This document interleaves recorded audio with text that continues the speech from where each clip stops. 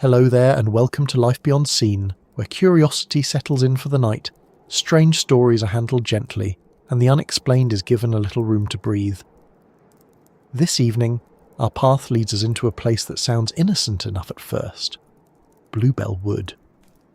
The name brings to mind soft flowers, damp earth, bird song, and the sort of quiet country path where the most dramatic event might be a muddy shoe or a stubborn gate. It sounds like the kind of place that belongs on a postcard, or perhaps on the label of a tin of biscuits your aunt keeps for visitors she only half expected. And yet the reports that gather around Bluebell Wood and the surrounding parts of Bedfordshire are not postcard material. They are not tidy. They are not easy to file away in one neat drawer marked folklore or fear or crime or coincidence.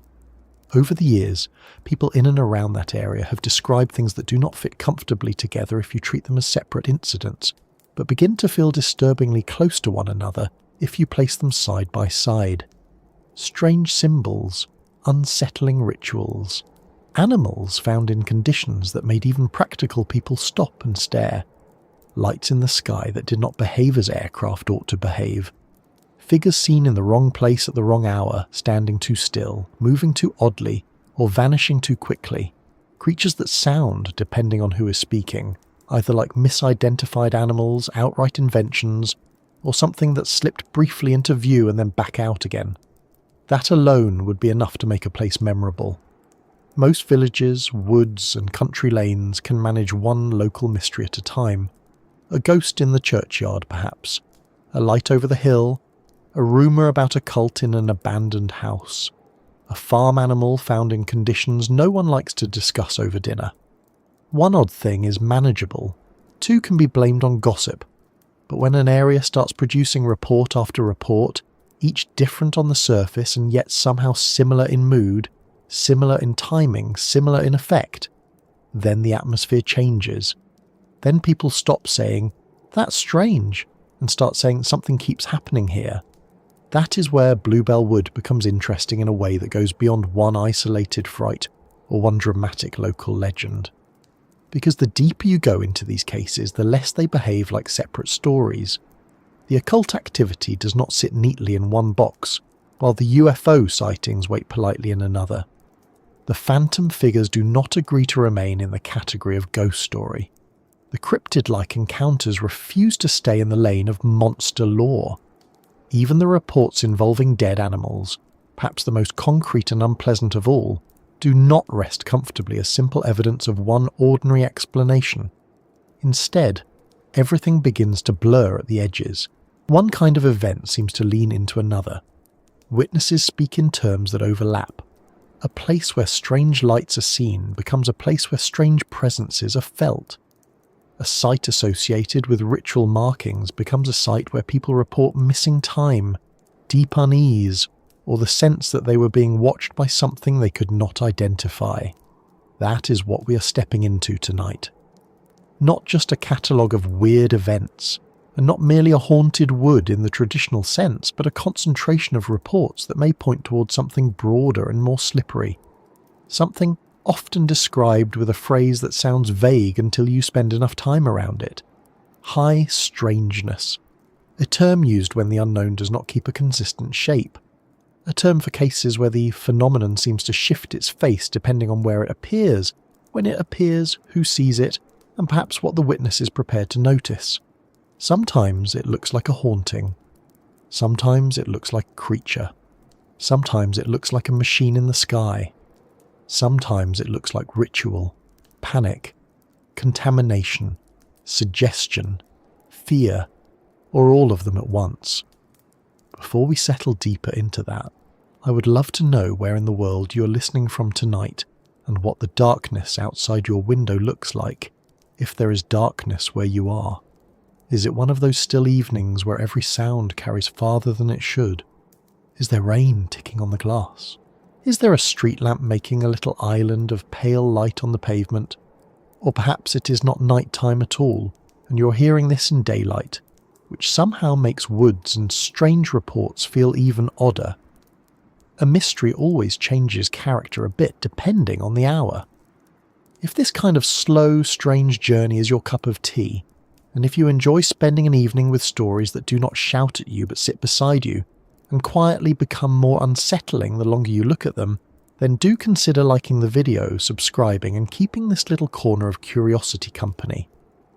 It helps Life Beyond Seen find fellow listeners who enjoy the unusual without needing every mystery to be solved by the end of the sentence. And in a world that insists on fast answers to slow questions, that feels like a useful thing. Now, Bluebell Wood.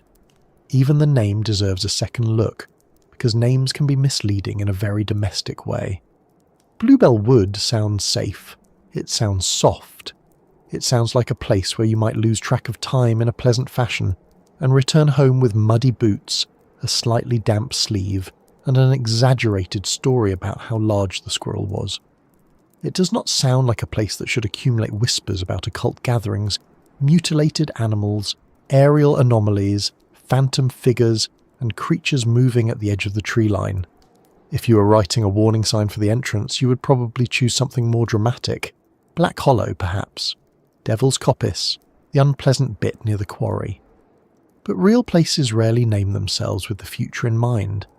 And that matters, because the contrast between the ordinary setting and the extraordinary claims is one of the first things that gives these stories their staying power.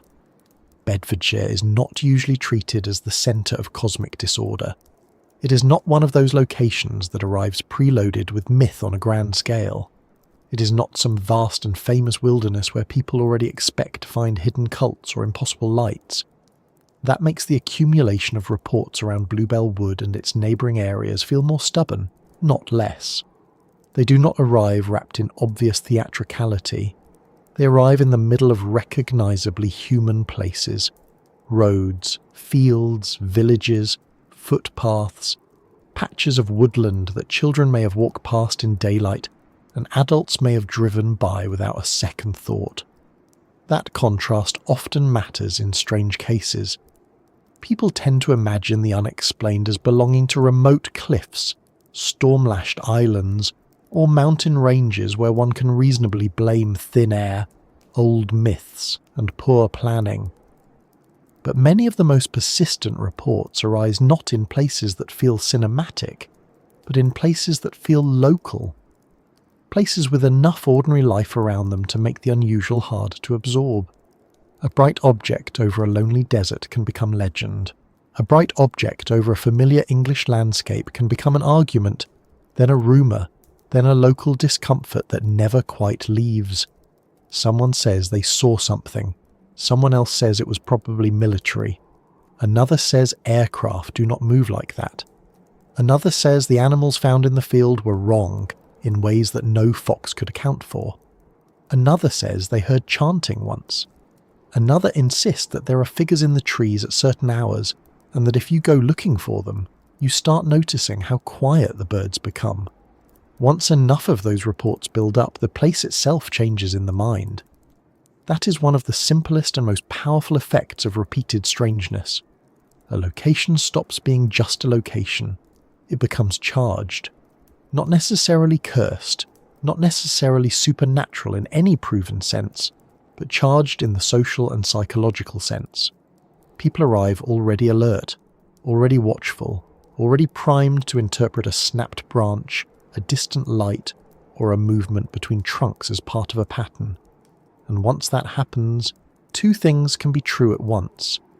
The place may genuinely attract unusual events, and the place may also train people to notice or misnotice more of them. The difficulty is that high strangeness often thrives exactly in that overlap. That is one reason this topic needs care. It is very easy to become either too eager or too dismissive.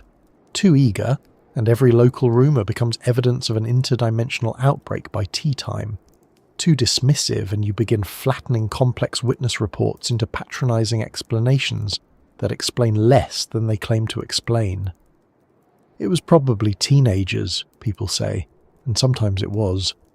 It was probably a fox, and sometimes it was. It was probably a plane, and sometimes it was. But probably is not a magic wand. It does not close a case simply because it sounds brisk and sensible. A good explanation should fit the details, not merely arrive early with confidence. That is especially true when different categories of reports begin appearing in the same general area over time. Imagine trying to explain away one odd light in the sky. Easy enough. Now add repeated lights. Add witnesses who report not just seeing them, but feeling something unusual before or after. Add stories of animals found in ways that seem deliberate, precise, or simply wrong. Add reports of ritual traces, or at least traces that people interpret that way. Add sightings of figures in robes, or dark forms, or human-like shapes moving where there should not have been anyone. Add a creature seen on all fours by one witness and upright by another. Add the recurring impression that something in the area does not merely happen, but stages itself. That last point is easy to miss if one focuses too narrowly on categories. We are used to treating mysteries like departments in a shop, ghosts in one aisle, UFOs in another, folklore over near the back, conspiracy by the till, but many of the most unsettling cases do not behave like that. They spill. The witness who goes looking for one type of phenomenon may encounter another. The location associated with one form of fear becomes associated with several. Over time, the variety stops being reassuring. It stops suggesting that each story belongs to a different explanation. Instead, it begins to suggest that the underlying process, whatever it is, may be flexible. That is where the phrase high strangeness earns its keep, even if it can sound annoyingly vague at first. High strangeness is not just very weird, it refers to clusters of anomalies that resist being reduced to a single ordinary cause, and yet also refuse to stabilize into one tidy paranormal category. The unknown seems to wear disguises. It adapts to witness expectation, to local culture, to available language. In one decade, people may speak of occult gatherings. In another, they may describe alien craft. In another, they may tell stories that sound like folklore dragged into modern dress. Different surface details, similar underlying disturbance, similar effect on those who encounter it. Bluebell Wood and the surrounding Bedfordshire reports lend themselves to that kind of reading, because the deeper pattern is not simply something scary happened here. It is many kinds of scary things keep appearing around here, and they do not stay politely separated. There is a difference. A single haunting, if such a thing exists, tends to produce a recognizable kind of testimony. A single predator leaves a recognizable kind of damage. A single hoax leaves traces of intention that can often be tracked. But a place associated over time with occult rumours, mutilation reports, strange aerial sightings, apparitions, cryptid-like encounters, and other liminal experiences begins to suggest a field effect rather than a single cause. Not a clean narrative, but a pressure zone. A patch of reality where the usual categories fray. Of course, that may sound grander than the evidence warrants, and that is part of the challenge. One has to be careful not to inflate.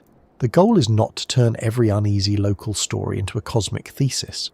The goal is to notice when separate explanations start to feel less persuasive than the possibility of a shared context.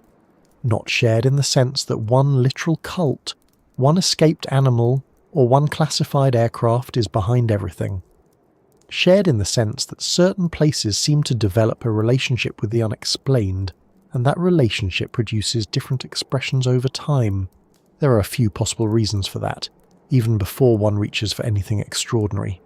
Geography can matter. Isolation and access can matter. A wood near routes, settlements, and open ground can become a meeting point for all kinds of human behaviour, legal and otherwise. Local reputation can matter. Once a place gains a strange name, it attracts curiosity seekers, thrill seekers, pranksters, believers, and the sort of person who insists on wearing far too much black in a damp field at midnight. Human perception can matter. When people enter a location already on edge, they notice more, remember more, and sometimes distort more. Environmental factors can matter. Light, terrain, acoustics, and animal behaviour can produce impressions that feel deeply uncanny even when they are not supernatural. And yet, Even after granting all that, some places still refuse to settle down. They accumulate enough overlapping reports that a residue remains. Not certainty, not proof. Residue. The sense that ordinary explanations, while often useful in individual cases, do not exhaust the larger pattern.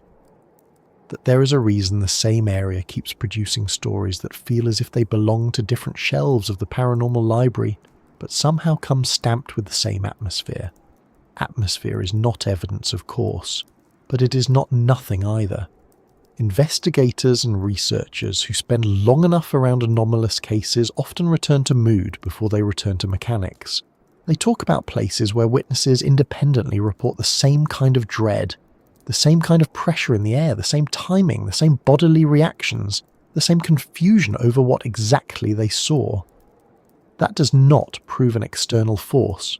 It does suggest that the human side of the event may be more consistent than the visual details. In high strangeness cases, that can be crucial. What people feel, how events bleed into one another, what happens before and after the sighting, these details may matter as much as the apparent object or entity at the centre.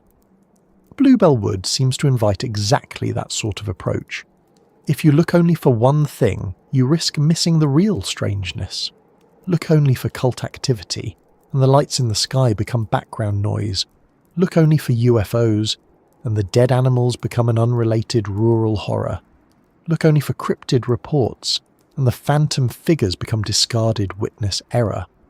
But if you sit with the whole cluster, if you allow the discomfort of not sorting it too quickly, then a more interesting possibility appears. Perhaps the problem is not that the reports are too different from one another. Perhaps the problem is that we are too attached to categories that do not fit what witnesses are actually describing. Maybe Bluebell Wood is not merely a place where unrelated odd things happen. Maybe it is a place where the unknown presents itself in several forms, and where human beings, trying to make sense of what they encounter, choose the nearest available language. One person says occult, another says extraterrestrial, another says ghost, another says animal, another says demon, prank, government test, mass suggestion, local legend, bad memory, hysteria, or a large dog doing something deeply unhelpful to the reputation of large dogs. The labels change. The disturbance remains. That is what makes this story worth taking slowly. A fast telling would reduce it to one angle and miss the tension between them. A sensational telling would load the woods with certainties they do not offer. But a patient telling allows the pattern to emerge the way these things often emerge in real life. One report at a time, one unease layered over another, one witness adding something that does not match the previous witness in detail but matches all too well in effect. So as we move further in, keep that in mind. We are not dealing with a single neat mystery that politely announces what sort of mystery it is. We are dealing with a place and its surrounding area where different kinds of anomaly appear to gather, overlap and perhaps reflect one another. Which means the first sensible step is not to decide too quickly what Bluebell Wood is, but to look closely at why places like this begin attracting stories in the first place, and what it means when a patch of ordinary countryside starts behaving, in the local imagination and perhaps in reality itself, like a magnet for the deeply odd. There is something peculiar about certain places, and not always in a dramatic way. They do not announce themselves with thunder or glowing signs or a conveniently placed crow perched on a twisted branch, looking like it has just been hired by a gothic film director. Quite often they seem ordinary at first. A patch of woodland, a footpath, a lane with too many hedges, a field that looks unremarkable in daylight and somehow much less friendly after dusk. Then, over time, reports begin to gather. One sighting here, one rumour there, one uneasy local memory that never quite fades. And before long, the place has acquired a reputation that feels larger than the sum of any single event. That is one of the first things worth noticing about Bluebell Wood and the surrounding Bedfordshire area. The strangeness does not seem to come from one spectacular incident that changed everything overnight. It appears more like a slow accumulation, a layering, a gradual build-up of stories, observations, fears, and half-explained events until the location itself begins to feel charged. Not because everyone agrees on what is happening there, but because enough people agree that something is not quite right.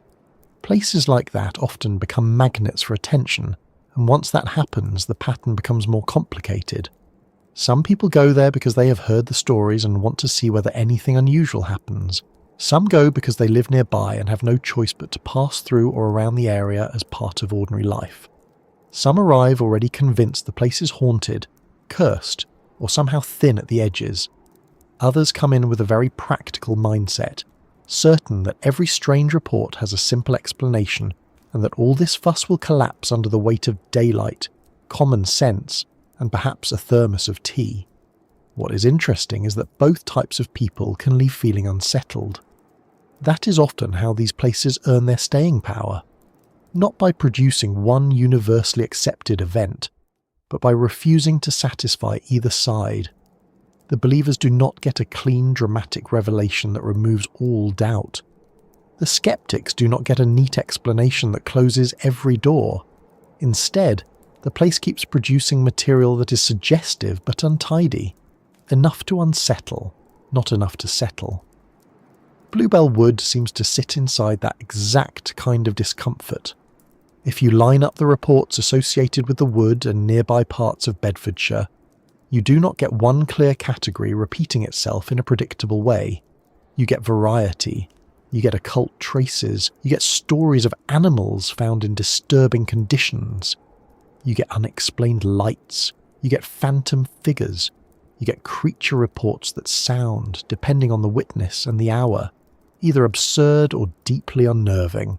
On paper, those should not necessarily belong together. In practice, people often talk about them as though they do. That is where things become especially interesting, because once witnesses and locals begin treating a range of odd events as part of one larger atmosphere, the place changes from a setting into an active participant. That may sound a bit grand, but it happens in very ordinary human ways. A location gains a reputation, and that reputation affects how people behave around it. They speak more quietly there. They avoid it after dark. They bring friends if they have to pass through at night. They tell newcomers, half joking and half serious, not to go wandering there alone. They start paying attention to the area in a different way. The normal sounds of woodland life begin to feel loaded. An owl call is not just an owl call anymore. A rustle in the undergrowth does not remain a rustle. A flicker of light between trees is no longer just some distant source, glimpsed from the wrong angle. It becomes part of the place's catalogue of unease. Of course, that immediately raises the objection that this is all self-feeding. Reputation creates expectation. Expectation creates misinterpretation. Misinterpretation creates more stories, and soon the whole thing is running on nerves and local folklore. There is truth in that. It would be foolish to pretend otherwise. Human beings are not neutral recording devices. We are very good at noticing patterns, very good at remembering the emotionally sharp parts of an event, and very good at smoothing rough memories into cleaner stories after the fact. Put enough people near a place already known for strange tales, and some percentage of what they report will come from fear, suggestion, misunderstanding, or the simple fact that woods at night are extremely good at making a person rethink their relationship with every branch they have ever trusted. And yet that explanation, while important, does not quite do the whole job. Because places associated with high strangeness often involve more than fear alone. They generate reports that differ in detail, but match in tone. The witness may not agree on what was seen, but they often agree on how wrong it felt. There may be confusion about whether a figure was human, animal, or something in between, but much less confusion about the intense stillness that came before it was noticed, or the abrupt silence in the area, or the sense that they had walked into something already underway. That recurring mood is one of the reasons Bluebell Wood is not easy to shrug off. Then there is the question of why some places gather these reports while others do not. Bedfordshire is full of countryside, roads, hedgerows and wooded areas. Plenty of places could, in theory, accumulate local rumours if rumour alone were enough, but certain names keep drawing the stories in. Certain spots seem to act like collection points. That can happen for very practical reasons. A location may be accessible enough to reach but secluded enough for people to do things there without being observed. That alone can account for some occult claims, some vandalism, some strange gatherings, and perhaps some animal incidents depending on the specifics. Rural and semi-rural areas have long attracted activities people prefer to keep out of sight. There is no shortage of human beings willing to be odd in a field after midnight if given privacy and poor supervision. Still, when a place accumulates not just evidence of secretive human behaviour, but also aerial anomalies, recurring entity reports, unusual atmospheric experiences, and stories that stretch back through different decades, the simple, people are up to no good in the woods line starts to wobble. It may explain part of the pattern. It does not explain why the pattern spills into other forms. Unless, of course, one argues that once a place becomes associated with fear and secrecy, everything strange that happens nearby is absorbed into that growing reputation. That is possible. It may even be partly true. But even that admission does not reduce the fascination. It shifts it. Because then the question becomes why this area, and why this particular blend of stories. One possibility is that Bluebell Wood acts as what researchers sometimes call a window area, though labels vary depending on who is talking and how much patience they have for terminology. The basic idea is simple enough. Some places seem to host repeated anomalous experiences, but those experiences do not stay consistent in form. One person sees lights, another hears voices, another encounters a figure, another reports lost time, overwhelming dread, or a sense of distortion that they struggle to describe clearly. Instead of one stable phenomenon producing the same result again and again, the place seems to produce a rotating set of expressions. If that is the case, then the variety at Bluebell Wood may not be a weakness in the story. It may be the story. That idea has appeal because it accounts for why so many anomalous locations refuse to behave tidily. If the unknown were consistent, our categories would work better. Ghost cases would stay ghostly. UFO cases would stay aerial. Creature reports would stay zoological or folkloric. Occult traces would remain human ritual and go no further. But in high strangeness areas, the categories leak into one another. A site associated with strange lights later becomes associated with entity encounters. A road known for apparitions is later linked to missing time or impossible animal behaviour. A woodland tied to ritual rumours starts generating stories that sound less like deliberate human activity and more like witnesses stumbling into a reality that has started improvising. That may seem like a dramatic way to put it, but witnesses often describe these areas in exactly that sort of frustrated language, not because they want to sound mysterious, but because the normal descriptive tools keep slipping. They know what a man looks like, they know what a deer looks like, they know what car headlights look like, and what moonlight on leaves looks like, and what fear feels like when it is caused by a normal thing in the dark. What unsettles them is not just seeing something odd, it is encountering something that keeps changing shape in memory, or that never settled into a clean form even at the time. A figure too tall, but perhaps only because of the angle. A creature low to the ground until it was not. A light that was probably an aircraft until it moved in a way that aircraft do not. These are the kinds of reports that build reputations, because they deny closure to the witness first and to the listener second. In an area like Bluebell Wood, that matters enormously. Reputations built on one clear story can fade. Reputations built on unresolved variety tend to last. They are harder to kill because there is no single claim to debunk. Even if one report collapses under scrutiny, another remains. Even if a local prank explains one set of ritual markings, it does nothing for the lights seen over the fields. Even if a misidentified animal accounts for one creature sighting, it does not explain the black-clad figures someone claimed to see deeper in the trees. The mystery survives because it is distributed across multiple forms. There is another factor too, and it is less dramatic, but no less important. Places of high strangeness often sit at the edge of ordinary routines. Not fully wild, not fully urban, not fully isolated, not fully watched. That in-between quality matters more than it may seem. Human beings notice thresholds. A woodland near roads and settlements feels different from a remote forest, because it combines familiarity and separation. You are near home, but not quite in it. Near civilization, but not enclosed by it. Such places are perfect for stories because they feel accessible enough to enter and uncertain enough to unsettle. They are also perfect for unusual behaviour, both human and otherwise, because they offer cover without absolute remoteness. Bluebell Wood fits that kind of geography rather well. It belongs to a landscape people can move through, around, and past. It is not a mythic wilderness sealed off from life. It is part of a lived environment. That may be exactly why the stories around it feel persistent. The unknown does not need to emerge in a grand setting to be effective. In fact, it is often more disturbing when it appears beside ordinary life. A thing seen from the middle of nowhere can be filed under remote oddity. A thing seen near a familiar path, on the edge of a recognisable county, near places where people walk dogs and drive to work and complain about the weather, becomes much harder to dismiss emotionally. The mystery has wandered too close to the kitchen.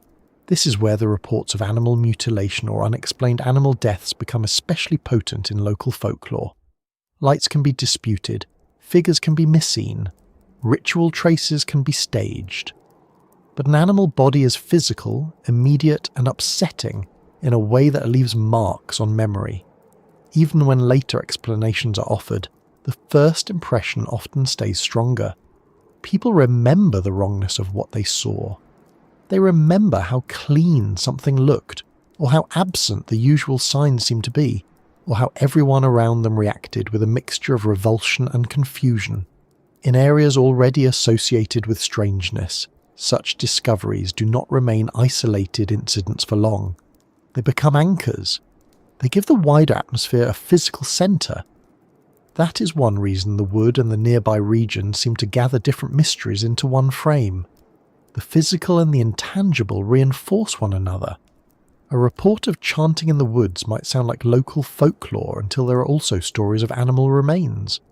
A strange light in the sky might be dismissed as an aircraft until it is mentioned alongside figures in the trees. A creature sighting might sound ridiculous until it's told by someone otherwise reluctant to discuss anything paranormal, and told in the same breath as a sensation of overwhelming dread or a patch of silence in the area. None of that proves a common cause, but it does create a common field. The stories begin to validate one another emotionally, even when they do not line up logically, and that emotional validation can travel across years. Once an area is marked in memory as strange, later events are interpreted through that lens, but earlier events are also reinterpreted backward. People remember a childhood warning differently. An old local rumour suddenly feels less trivial. Someone recalls a night drive they never thought much about and wonders whether the light they saw was part of the same pattern. This is how places become dense with story, not all at once but by constant revision. The past is reread by the present, and the present borrows its force from the past. For Bluebell Wood, that seems to be part of the larger tension. It is not just a place where reports occur, it is a place where reports accumulate meaning by proximity. The wood becomes a container into which different kinds of anxiety and anomaly are poured. That does not mean the stories are false, it means they operate on more than one level at once. Some may point to real external events. Some may be distorted by expectation. Some may arise from the place's reputation rather than create it. Most likely the full picture contains all of these elements together, which is exactly why it resists tidy explanation. That mixed quality is often where the most persistent mysteries live. Pure hoaxes usually reveal their seams. Pure misunderstandings tend not to create broad, lasting atmospheres.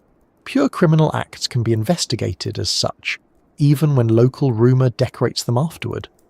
But when a place keeps producing experiences that are part event, part interpretation, part social contagion, and possibly part something genuinely unknown, then it becomes difficult to separate the strands.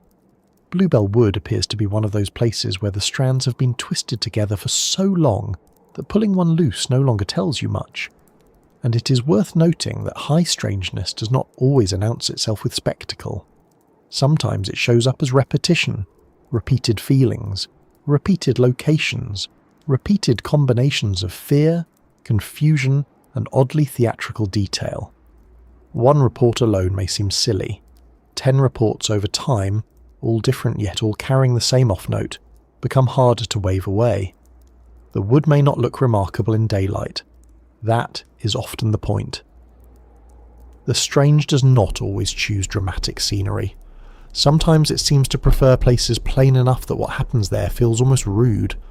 Then again, maybe the better way to put it is this. Some locations seem to invite projection, and some seem to invite encounter. Projection is when people bring the story with them. Encounter is when they leave feeling that the story was already there. Bluebell Wood has the reputation of a place where both may be happening at once. People arrive with expectations. Something in the environment, the history, the reports, or perhaps the phenomenon itself meets them halfway. The result is not clarity. The result is density. The sense that the place is layered with more significance than its size or appearance should reasonably allow. That density becomes even more noticeable when the stories expand beyond the wood itself and begin touching the wider Bedfordshire area. A single haunted patch of trees would be one kind of tale. A wider zone in which strange lights, occult rumours, animal incidents, and phantom encounters all seem to circulate as another. The scale changes the reading. It suggests that the wood may not be the source in a simple sense, but a focal point, a knot in a wider pattern, a place where several lines cross, or at least seem to, which brings us a little closer to one of the more unsettling possibilities.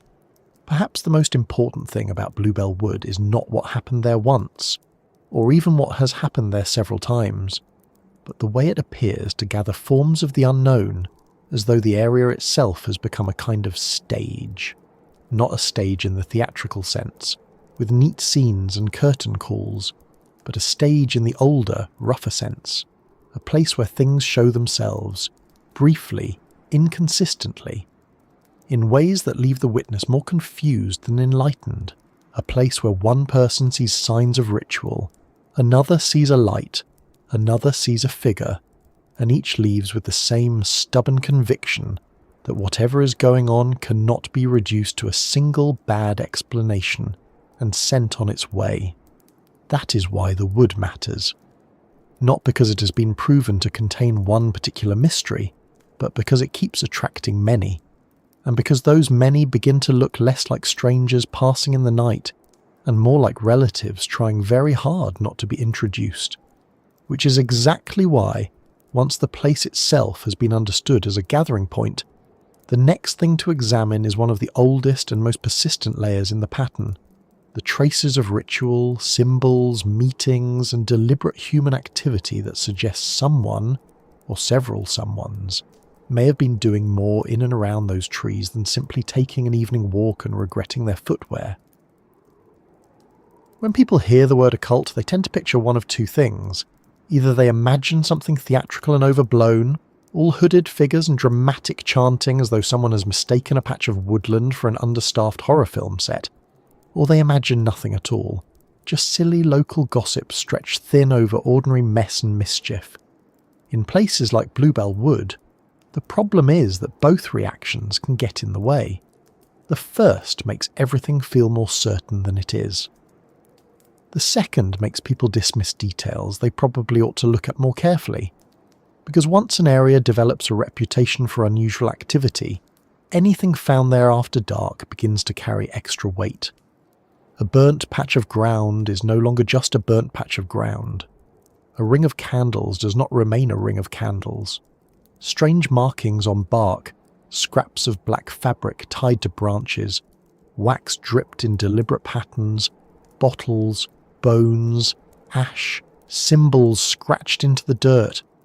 bits of rope or twine arranged in ways that look intentional rather than random. All of it starts to feel like a message. Even when no one can agree on what the message says, people still feel that it was meant to say something. That's the tone of many reports around Bluebell Wood and nearby parts of Bedfordshire when the conversation turns toward occult traces, not certainty. Not a clean record of organised ritual activity laid out with dates and signed confessions.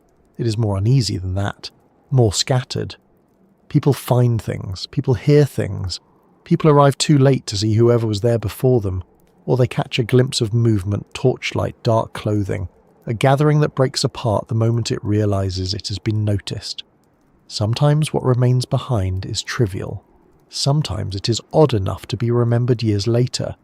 Sometimes it's just convincing enough that the witness does not know whether they interrupted something serious, something performative, or something far stranger than either. And that last distinction matters because isolated human ritual activity is not by itself evidence of anything paranormal. People perform rituals for all sorts of reasons. Some do it as part of genuine belief systems. Some do it to frighten others. Some do it because they are young, secretive, and eager to borrow the mood of old fears without fully understanding what they are playing with. A rural or semi-rural wood gives them privacy, atmosphere, and the kind of natural scenery that does half the work for them. If someone wanted to create an unsettling scene on purpose, they could do far worse than a dark patch of woodland after midnight. Add a few candles, a symbol that looks vaguely ancient, and enough silence between movements, and most people will supply the rest of the horror themselves. So the sensible starting point is not to treat every sign in the trees as evidence of some hidden cult shaping the entire area. That would be too easy and too flattering to the human appetite for dramatic explanation. The sensible starting point is to ask why woods become associated with occult activity in the first place. Part of the answer is obvious. Woods are private. They offer cover, distance, and the feeling of stepping outside ordinary supervision. They also come with built-in symbolism. You do not need to be deeply mystical to feel that a wood at night is a different kind of place from a supermarket car park or a village green. Trees block light. Paths become uncertain. Sounds are harder to place. Distances become harder to judge. If someone wishes to do something secretive, symbolic, or emotionally charged, a woodland setting provides a stage that already feels separate from normal life. You do not have to create atmosphere from scratch. The place provides it. That is why stories of rituals in the woods appear again and again in local folklore across different counties and decades. Sometimes those stories are rooted in something real. Sometimes they are built from fragments. A group gathering after dark becomes a coven in retelling. A campfire becomes an altar. An odd arrangement of debris becomes a sign. A witness sees cloaked figures, only for daylight to reveal that the cloaks were coats, and the ritual object was a shopping bag someone should really have put in a bin. Human beings are very capable of upgrading ordinary nonsense into supernatural significance by the simple act of seeing it at the wrong hour. And yet, Bluebell Wood seems to draw more than the usual amount of that kind of suspicion. It is not merely that one or two people once claimed to see something ritualistic there. It is that the area has the kind of broader atmosphere in which such reports seem to fit too neatly alongside other anomalies. A wood already associated with strange lights, phantom figures, and unsettling animal discoveries becomes the perfect place for occult traces to feel less like isolated vandalism and more like part of a larger system.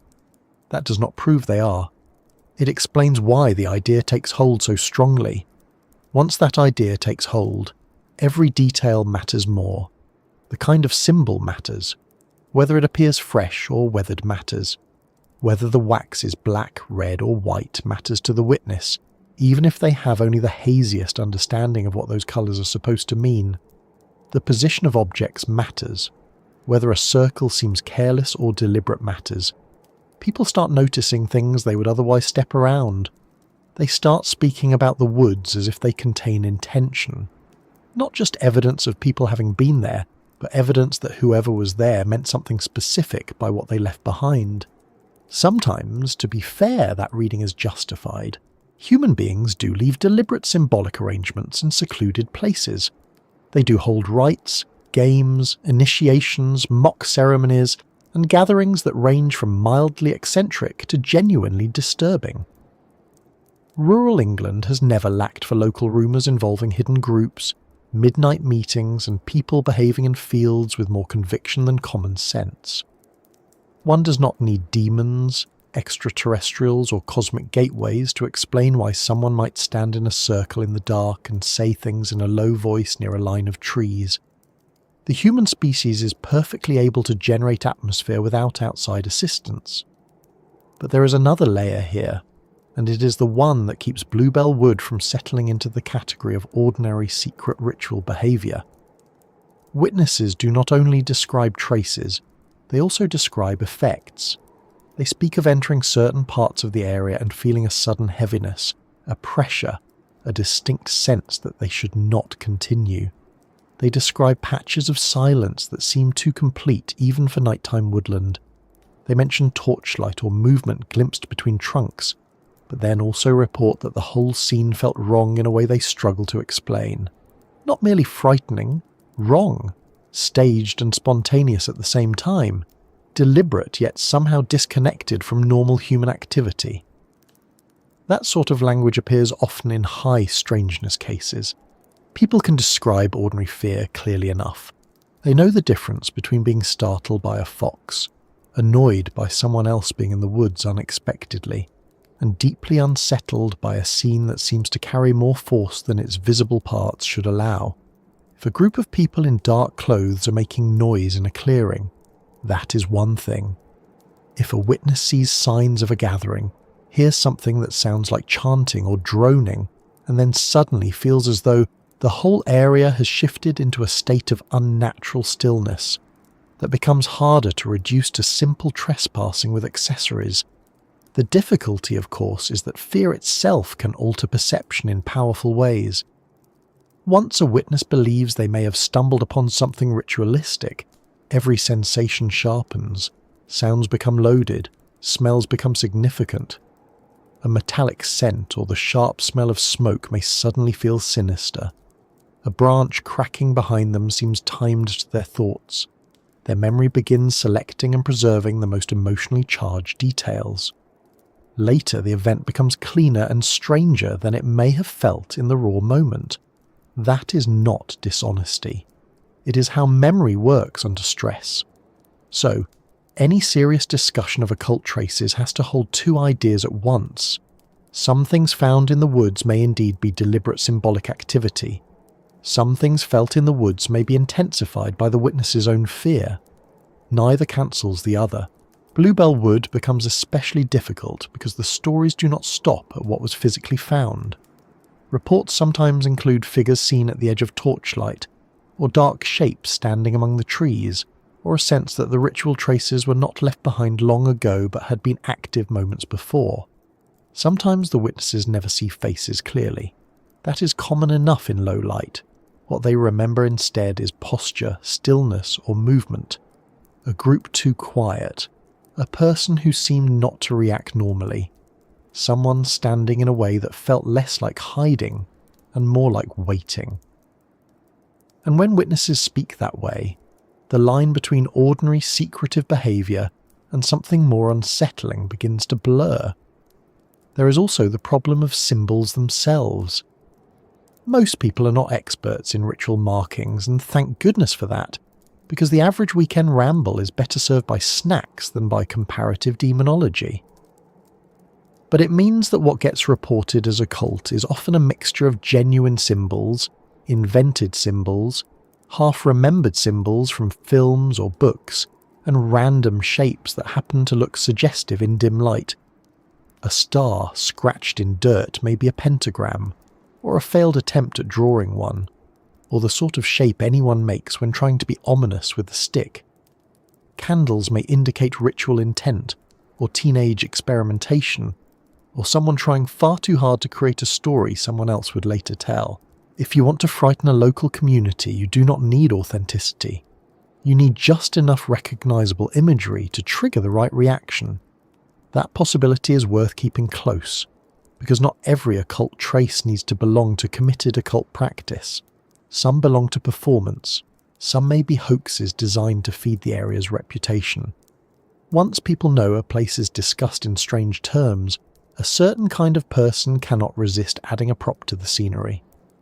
The same instincts that lead some people to carve initials into trees lead others to leave behind wax, bones, symbols, and the kind of nonsense that causes everyone else to avoid the path for 6 months. High strangeness locations tend to attract this behaviour.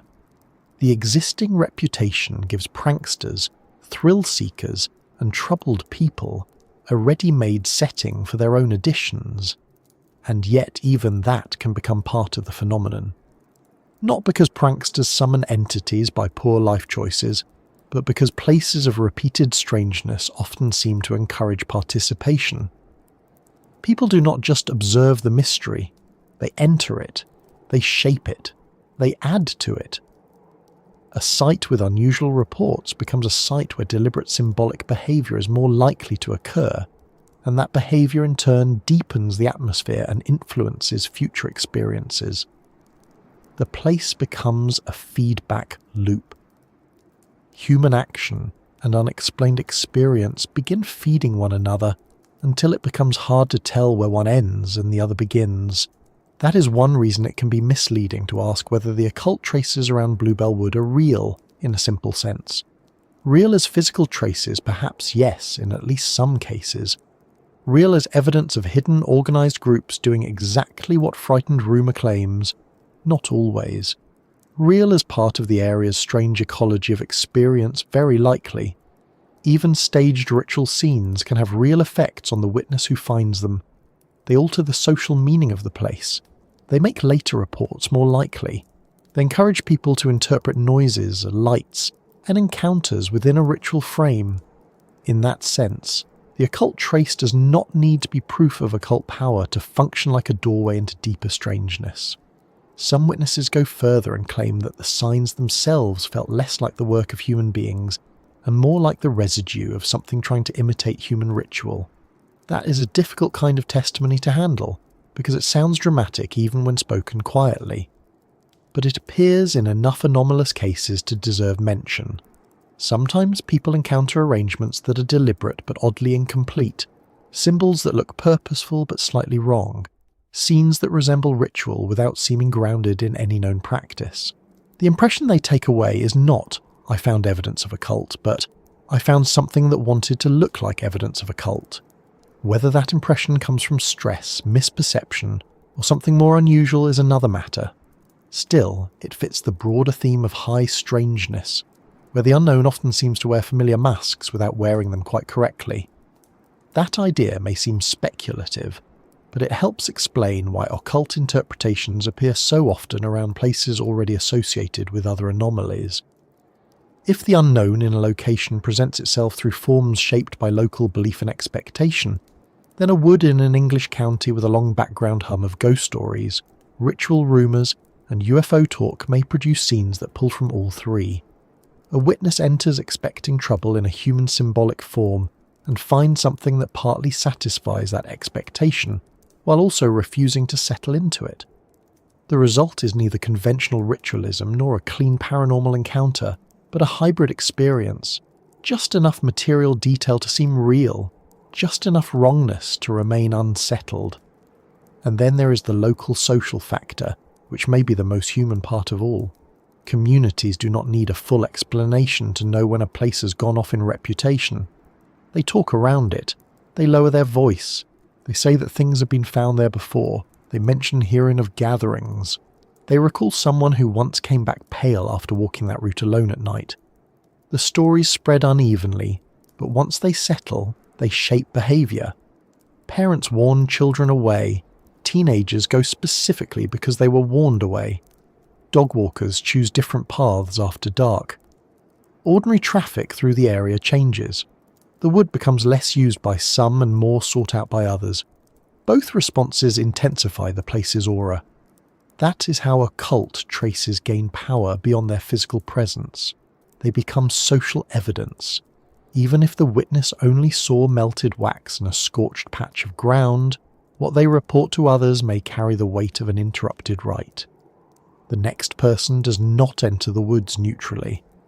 They enter already primed to notice the unusual. A glance becomes a sighting. A sound becomes a signal. A silhouette becomes a watcher.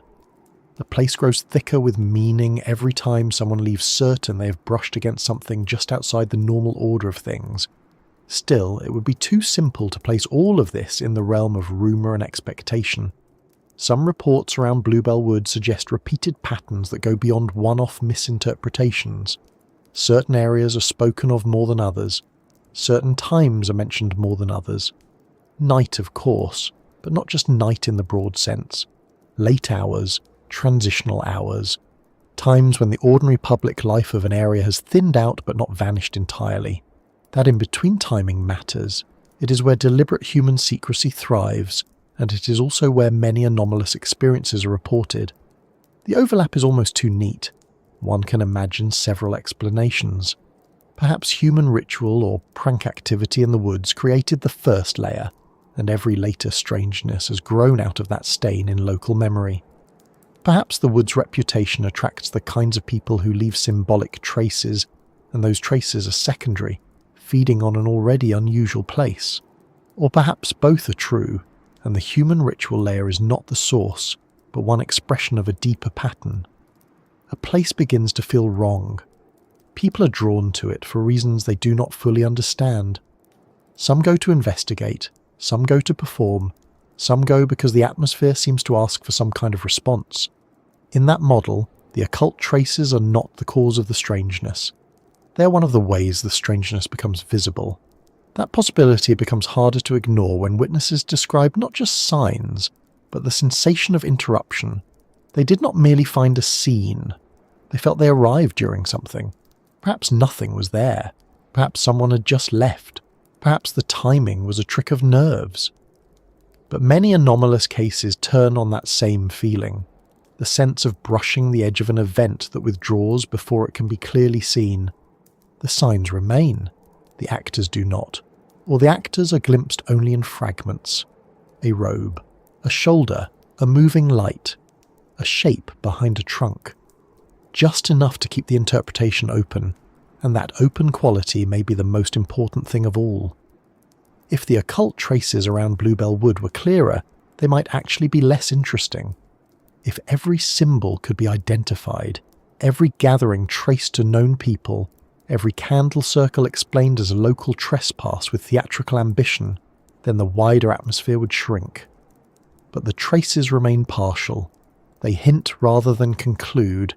They fit the place's reputation without fully satisfying it.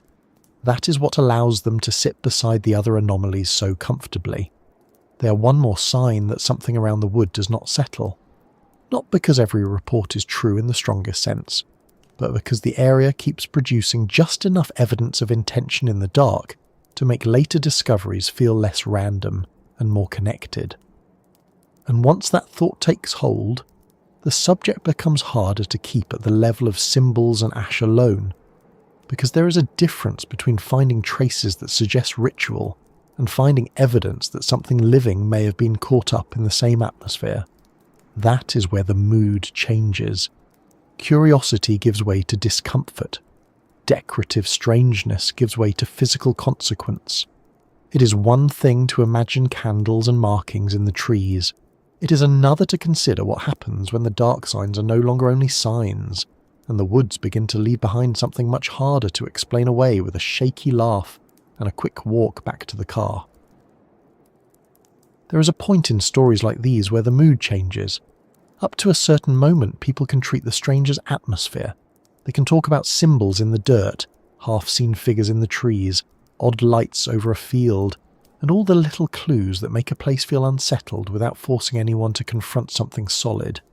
Even the word occult, for all its dramatic baggage, still belongs partly to the realm of interpretation. A candle circle can be explained away. A strange mark can be laughed off.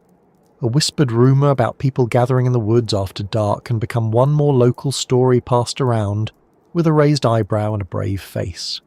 Broken animals are different. The moment the strange leaves behind a body, even a small one, something in the conversation hardens. People stop enjoying the mystery quite so much. Their voices change. The subject becomes less theatrical, less fun to repeat. It gains weight. Because no matter how imaginative a person is, an animal found in the wrong condition does not feel like folklore. It feels immediate. It feels physical. It feels like proof that whatever has been moving around the edge of local stories has, at the very least, brushed up against flesh and bone. That is one reason reports of animal mutilation or unexplained animal deaths have such a grip on places like Bluebell Wood and the surrounding Bedfordshire area. They do not merely add another odd detail to the local catalogue. They alter the emotional centre of the entire story. Once animals enter the pattern, the strange is no longer just seen or sensed. It has consequences. Even when those consequences remain unexplained, even when the evidence is incomplete, even when practical people insist there must be an ordinary cause, the feeling in the community shifts. Something is no longer only lurking in rumour. Something has touched the world in a way that cannot be shrugged off, with a comment about overactive imaginations and too many late-night walks. Now, before going any further, there is something important to say, and it is the sort of thing that often gets lost once a subject becomes dramatic. Animals die in the countryside for many ordinary reasons. Predators take them. Disease weakens them. Accidents injure them. Scavengers arrive quickly, often in ways that can look more precise or more sinister than most people expect. Nature is not tidy, and it is very rarely sentimental. A person who is not familiar with how quickly a carcass changes outdoors can easily come upon one and think something highly deliberate has taken place, when in fact several ordinary processes have overlapped. If a body is found after weather, after insects, after birds, after foxes, after time itself has done what time does, the result can look strange indeed. That is always the first caution, and a necessary one. Because once a place already has a reputation for ritual activity, strange lights, or phantom encounters, every unusual animal death becomes vulnerable to dramatic interpretation. A sheep found with injuries may be blamed on cult activity before anyone checks for the most likely natural causes. A smaller animal found in an unsettling state may become evidence of something dark in the woods, simply because the woods are already known for other odd reports. Fear creates narrative very quickly. It rushes in where certainty is absent and starts arranging facts into shapes the mind can tolerate. But what keeps the reports around Bluebell Wood and nearby areas from collapsing entirely into that explanation is that some witnesses do not simply describe dead animals. They describe a sense of wrongness that goes beyond the ordinary unpleasantness of animal death. They speak of missing signs, missing struggle, missing mess, missing evidence that would normally allow a body to be explained as the result of predation or accident. They talk about positions that seemed deliberate, wounds that looked too clean, areas too quiet, or scenes that felt less like the aftermath of natural violence, and more like the residue of something that had interrupted nature altogether. That does not make them correct, of course. Witnesses can misread such scenes, especially when already frightened.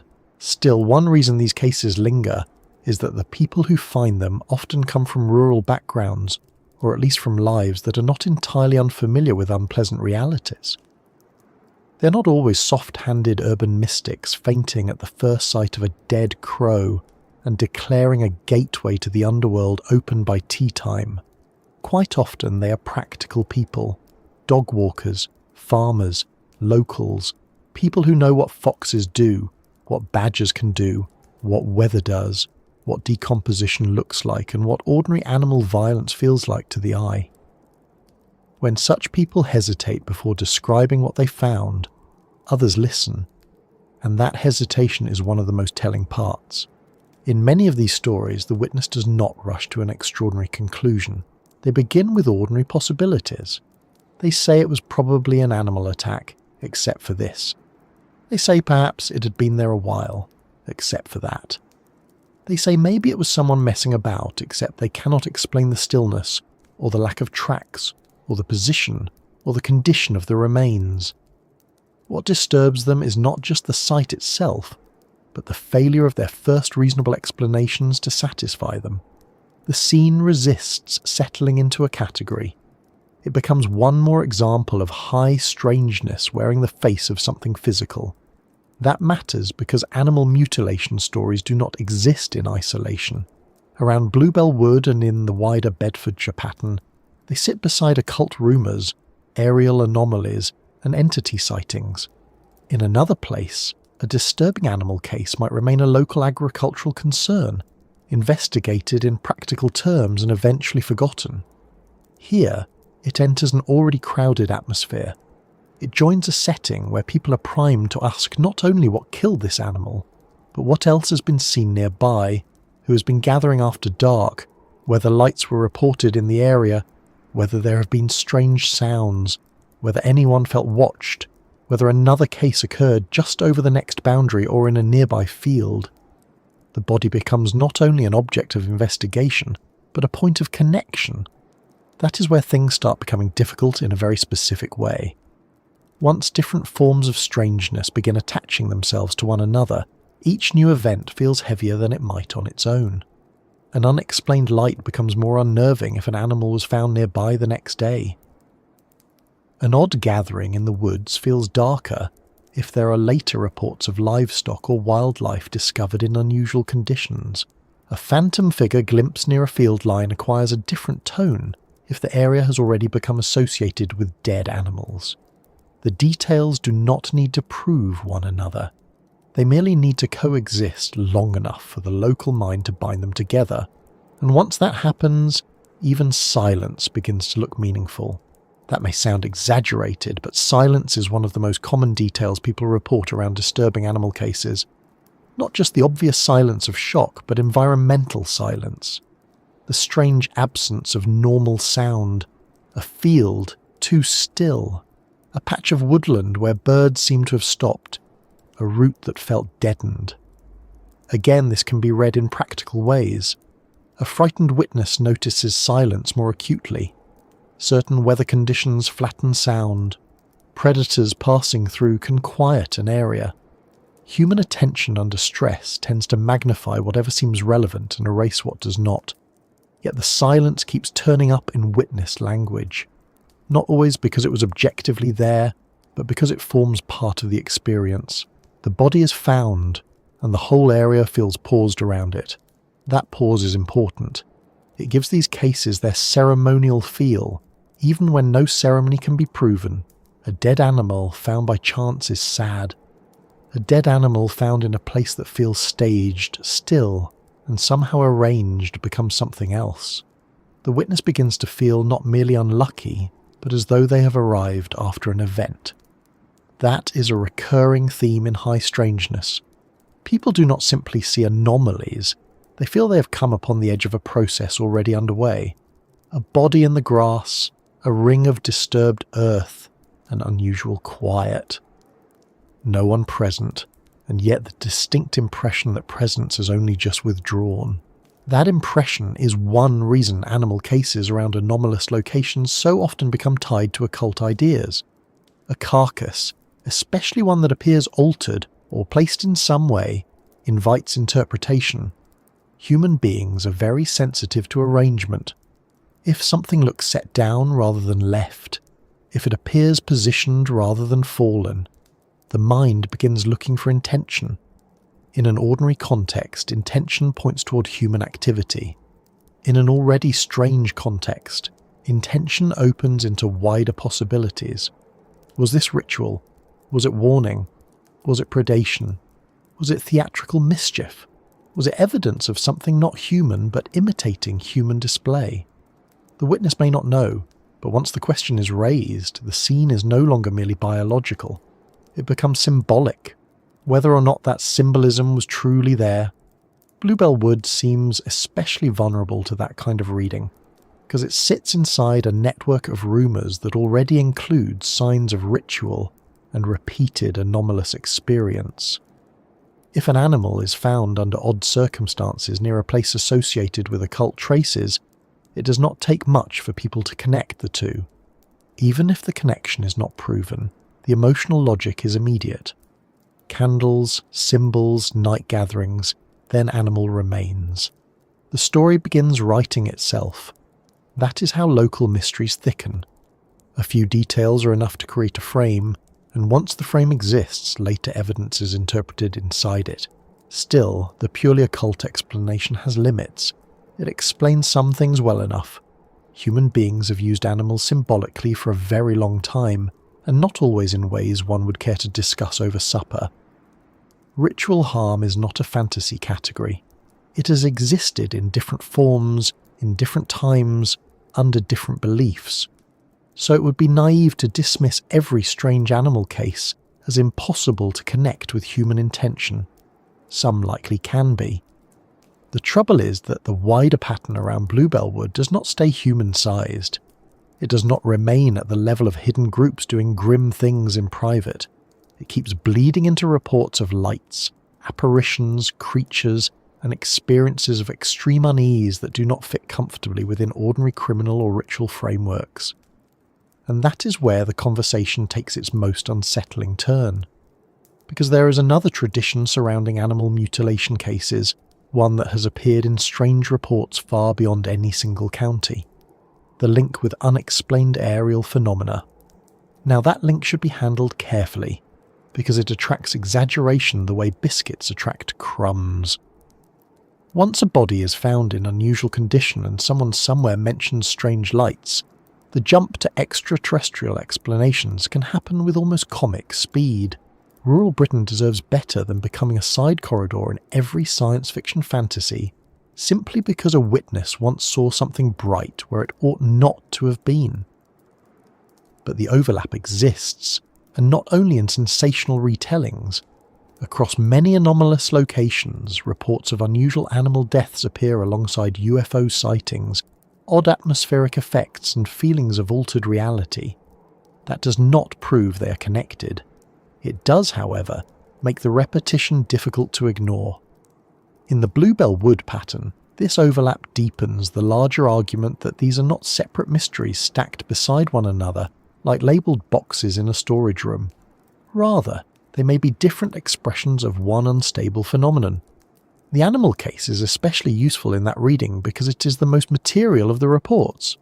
Lights can be fleeting, figures can vanish. A cryptid-like encounter may be dismissed as misidentification, but a body remains.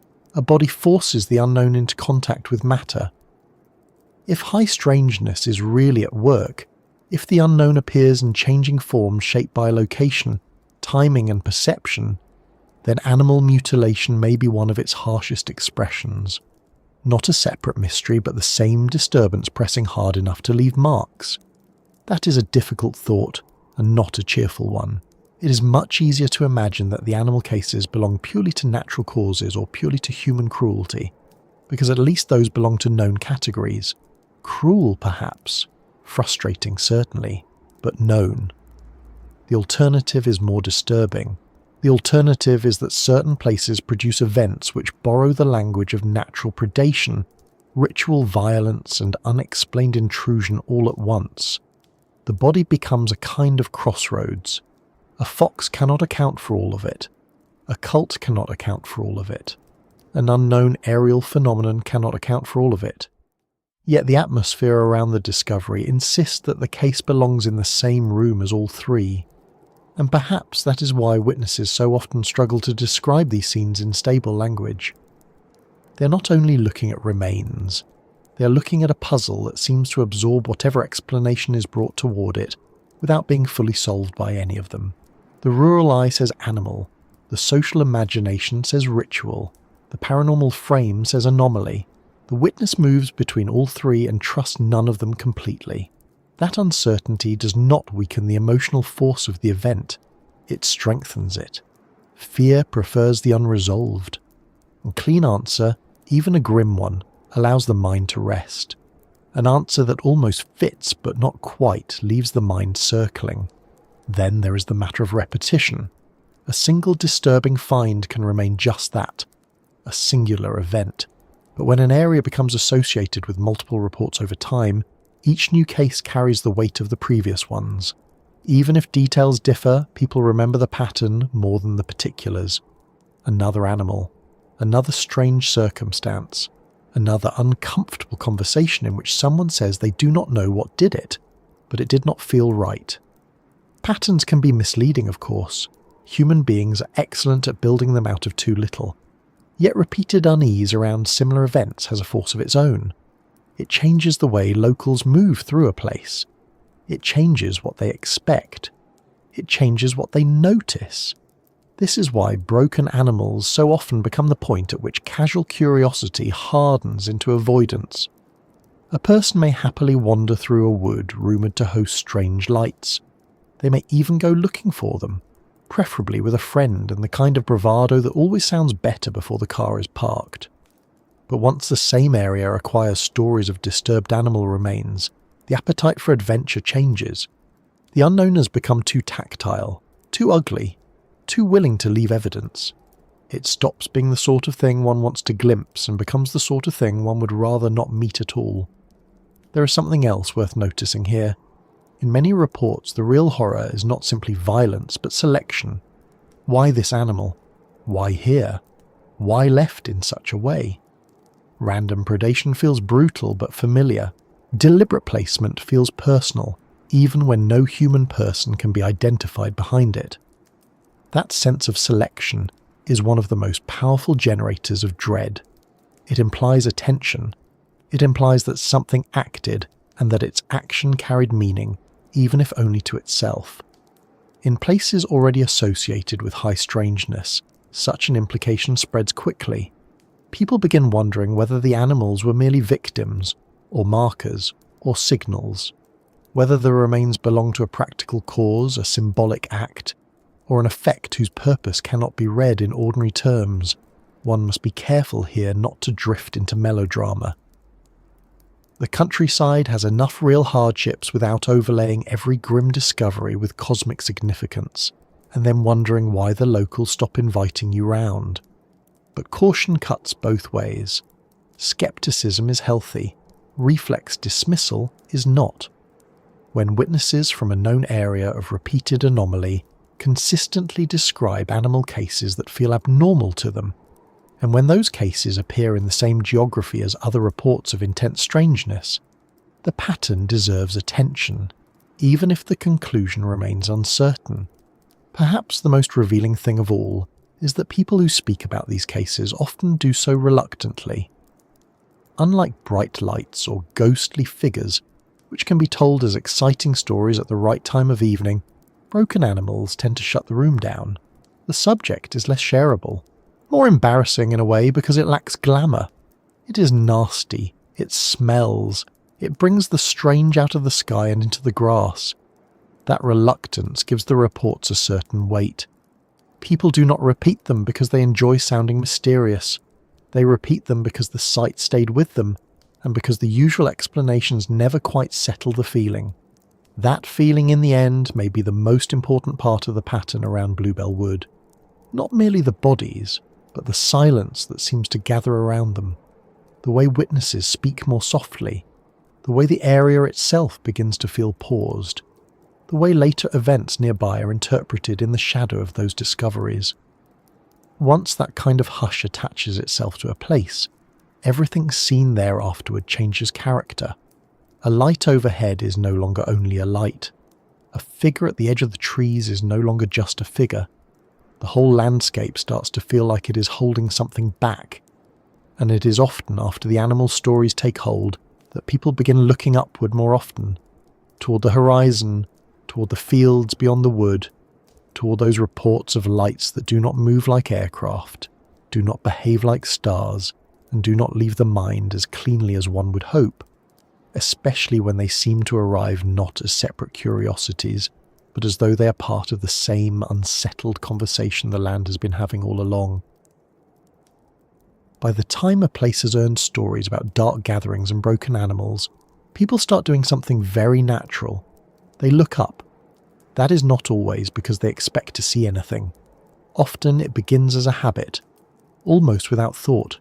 You leave a field edge, hear a report from a neighbour, Remember a local story and suddenly the sky above Bedfordshire does not feel quite as empty as it did a year earlier. A bright point becomes worth tracking a little longer. A light near the horizon is watched instead of ignored.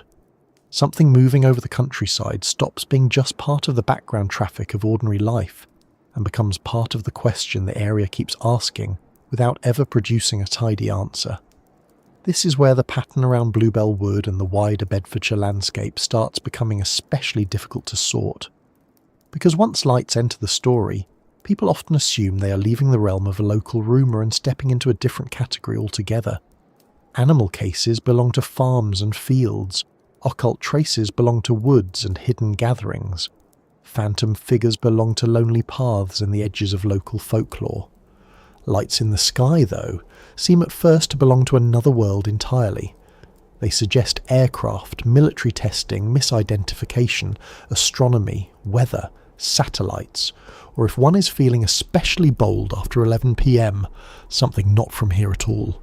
And yet, in places touched by high strangeness, the sky does not behave like a separate department.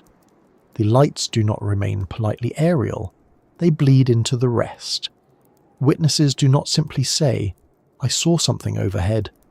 They talk about what happened before, what happened after, how the air felt, what the animals did, whether the area went oddly quiet, whether they felt watched, whether the light seemed connected to something on the ground. This is where Bedfordshire becomes interesting, because the reports are not compelling merely because people claim to have seen unusual things in the sky. People claim that in all sorts of places, for all sorts of reasons, many of them ordinary.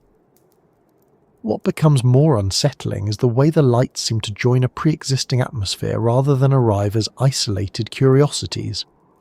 A person standing in a city can misidentify a light and go home none the wiser. A person standing near a wood, already associated with rituals, animal disturbances, and odd presences, watches the same light under very different conditions. The context changes the experience. That does not automatically make the sighting more accurate. It does make it more charged. The witness is already in a place where meaning has started to build up. The sky above that place becomes part of the same field of attention. A strange movement overhead is not neutral anymore. It feels like it belongs. That sense of belonging is worth sitting with, because it is one of the reasons high strangeness clusters are so hard to examine cleanly. A light seen over an empty stretch of countryside can be explained in many ways. A light seen over an already notorious area carries a different psychological weight. It may still turn out to be ordinary, but the witness does not experience it as ordinary. They experience it as one more piece in a pattern that was already active before they looked up. Their perception is shaped not only by the visual event, but by the mood of the place itself. Bedfordshire is not the first place one thinks of when imagining recurring aerial mystery. It does not arrive in the public imagination with the same baggage as more famous locations that have spent decades collecting saucer lore and roadside encounters. In a way, that makes the local reports more interesting, not less. Strange lights over a region not already marketed as the centre of cosmic traffic feel stubborn. They lack the glamour that makes some cases too easy to romanticise. A light over a field in Bedfordshire is not theatrical by default. It has to earn its strangeness the hard way through behaviour, timing, witness effect and repetition matters. One odd light can be dismissed. Several odd lights across time mentioned in connection with the same roads, fields and wooded margins start to acquire their own pressure. People begin comparing notes. They may not agree on shape, colour or exact altitude. They may not even agree on what they saw, strictly speaking, but they agree that something about it did not behave as expected. It moved too suddenly. It hung in place too long. It changed direction too sharply. It was too bright for a star, too silent for a low aircraft, too present to be ignored, and then gone in a way that felt abrupt rather than natural. The obvious response, and often the right one, is to start with ordinary sky traffic. Aircraft can look strange at night. Helicopters can seem almost fixed in the air under the right conditions. Distant planes approaching head-on can appear stationary for an unnervingly long time, then shift in a way that makes the witness feel foolish afterward. Atmospheric conditions distort brightness and distance. Satellites glide with eerie steadiness. Drones increasingly deserve their own paragraph in the modern age because they have done more than enough to ruin old-fashioned certainty about what a mysterious light ought to be. A person who once could have confidently ruled out anything man-made now has to allow for the possibility that some enthusiast with too much money and too little concern for local nerves is hovering a machine when no one expects it. All of that belongs in the discussion. Any honest account of strange lights needs to admit that the sky is crowded and deceptive. But once again, the Bluebell Wood pattern becomes difficult because the interesting cases are not the ones where a witness simply sees an odd light. They are the ones where the light appears as part of a layered event. A person is already uncomfortable. The area has gone unusually still. A path feels wrong. Then a light appears over the tree line or further out across the fields. It does not merely decorate the scene, it changes it. The witness feels as though the place and the sky have entered the same moment together. That kind of report turns up in anomalous areas all over the place, and it is one reason some researchers stopped treating UFO reports, entity encounters, and local haunt-type events as cleanly separate decades ago. The overlap was too persistent. Witnesses spoke of lights followed by missing time, lights followed by strange dreams, lights seen near places already associated with unusual animal behaviour, or lights appearing in areas with existing folklore about presences and apparitions. None of this proves extraterrestrial craft, of course. It does suggest that the old categories may be less useful than they first appear. In Bedfordshire, lights over the countryside take on that wider significance because they are not being viewed in a vacuum. A strange aerial sighting over a known area of concentrated oddness begins to feel less like an isolated flight path mystery and more like a changing face of the same broader phenomenon. One night the unknown is in the trees, another night it's in the field, another night it is overhead. The form changes, the effect remains. This is where the phrase high strangeness becomes more than a convenient label, if one accepts that some places produce clusters of events that do not stabilise into one type. Then the lights over Bedfordshire may be better understood not as one more mystery piled onto the rest, but as one way the disturbance presents itself. Sometimes it arrives as a visual object in the sky, sometimes as a sound, sometimes as an absence of sound, sometimes as an encounter with a figure, sometimes as physical evidence on the ground. A witness may choose the category according to what stood out most to them, but the place itself may not care much for those categories at all. That may sound like an extravagant claim, so it is worth grounding it again. Human beings are intensely visual. If something bright appears overhead and moves oddly, that will dominate memory even if the event also involved bodily discomfort, strange environmental stillness, or later, anomalies. Another witness, on another night, may not see the light clearly but may feel the pressure, hear a sound or glimpse movement at ground level. Both could be touching different edges of the same process and describing it according to the most available language. That possibility is especially useful in places where the reports refuse to line up neatly, but keep circling the same geography. The geography matters here more than it first seems. Bedfordshire offers a mix of open sky, rural lanes, wooded areas, and settlements close enough to one another that witness reports can spread while still feeling rooted in identifiable ground. A person can stand near a field and watch a light over a dark line of trees. They can mark roughly where it was. They can compare it with known roads, farm buildings, church towers, and ridge lines. That should help. Sometimes it does. Other times it makes the sighting stranger, because the familiar landscape gives the witness enough confidence to say, with some frustration, that what they saw did not fit the normal pattern of that place. One of the most consistent features in these sorts of reports is not shape, but behaviour. Witnesses are less often shaken by what a light looked like than by what it did. It held position where it should not have. It pulsed in a way they found hard to compare with ordinary aircraft lighting. It changed direction without the sort of arc or delay they expected. It appeared too low, too silent, too bright, too abrupt. Again, these judgments can be mistaken. Night vision is a notorious trickster. But repeated testimony centred on odd movement rather than merely odd appearance tends to leave more residue. People are usually willing to assume they misread distance or brightness. They become less comfortable when they believe they watched something move in a way that did not make sense to them at all. And that residue becomes darker when the lights are not alone. In the Bluebell Wood pattern, the sky is never just the sky for long. Once a place has acquired occult rumours and disturbing animal cases, any unusual light above it starts to feel implicated. The witness may not know why, they may not even want to make the connection. But the mind does it anyway. A bright object over the wood after stories of dark gatherings. A hovering light near fields where strange remains were found. A glow beyond the tree line on a night when the whole area felt empty in the wrong way. The categories begin to pull toward one another. The skies drag down into the local story, and the local story is pulled upward toward the sky. Some people are tempted at that point to force a hard answer. Either it is all misidentification and local nerves, or it is all evidence of some external intelligence moving through the area. The trouble is that the best high strangeness cases rarely reward hard answers. They behave more like systems of overlap. One part may indeed be misidentification. Another part may involve genuine but mundane activity. Another part may remain unexplained.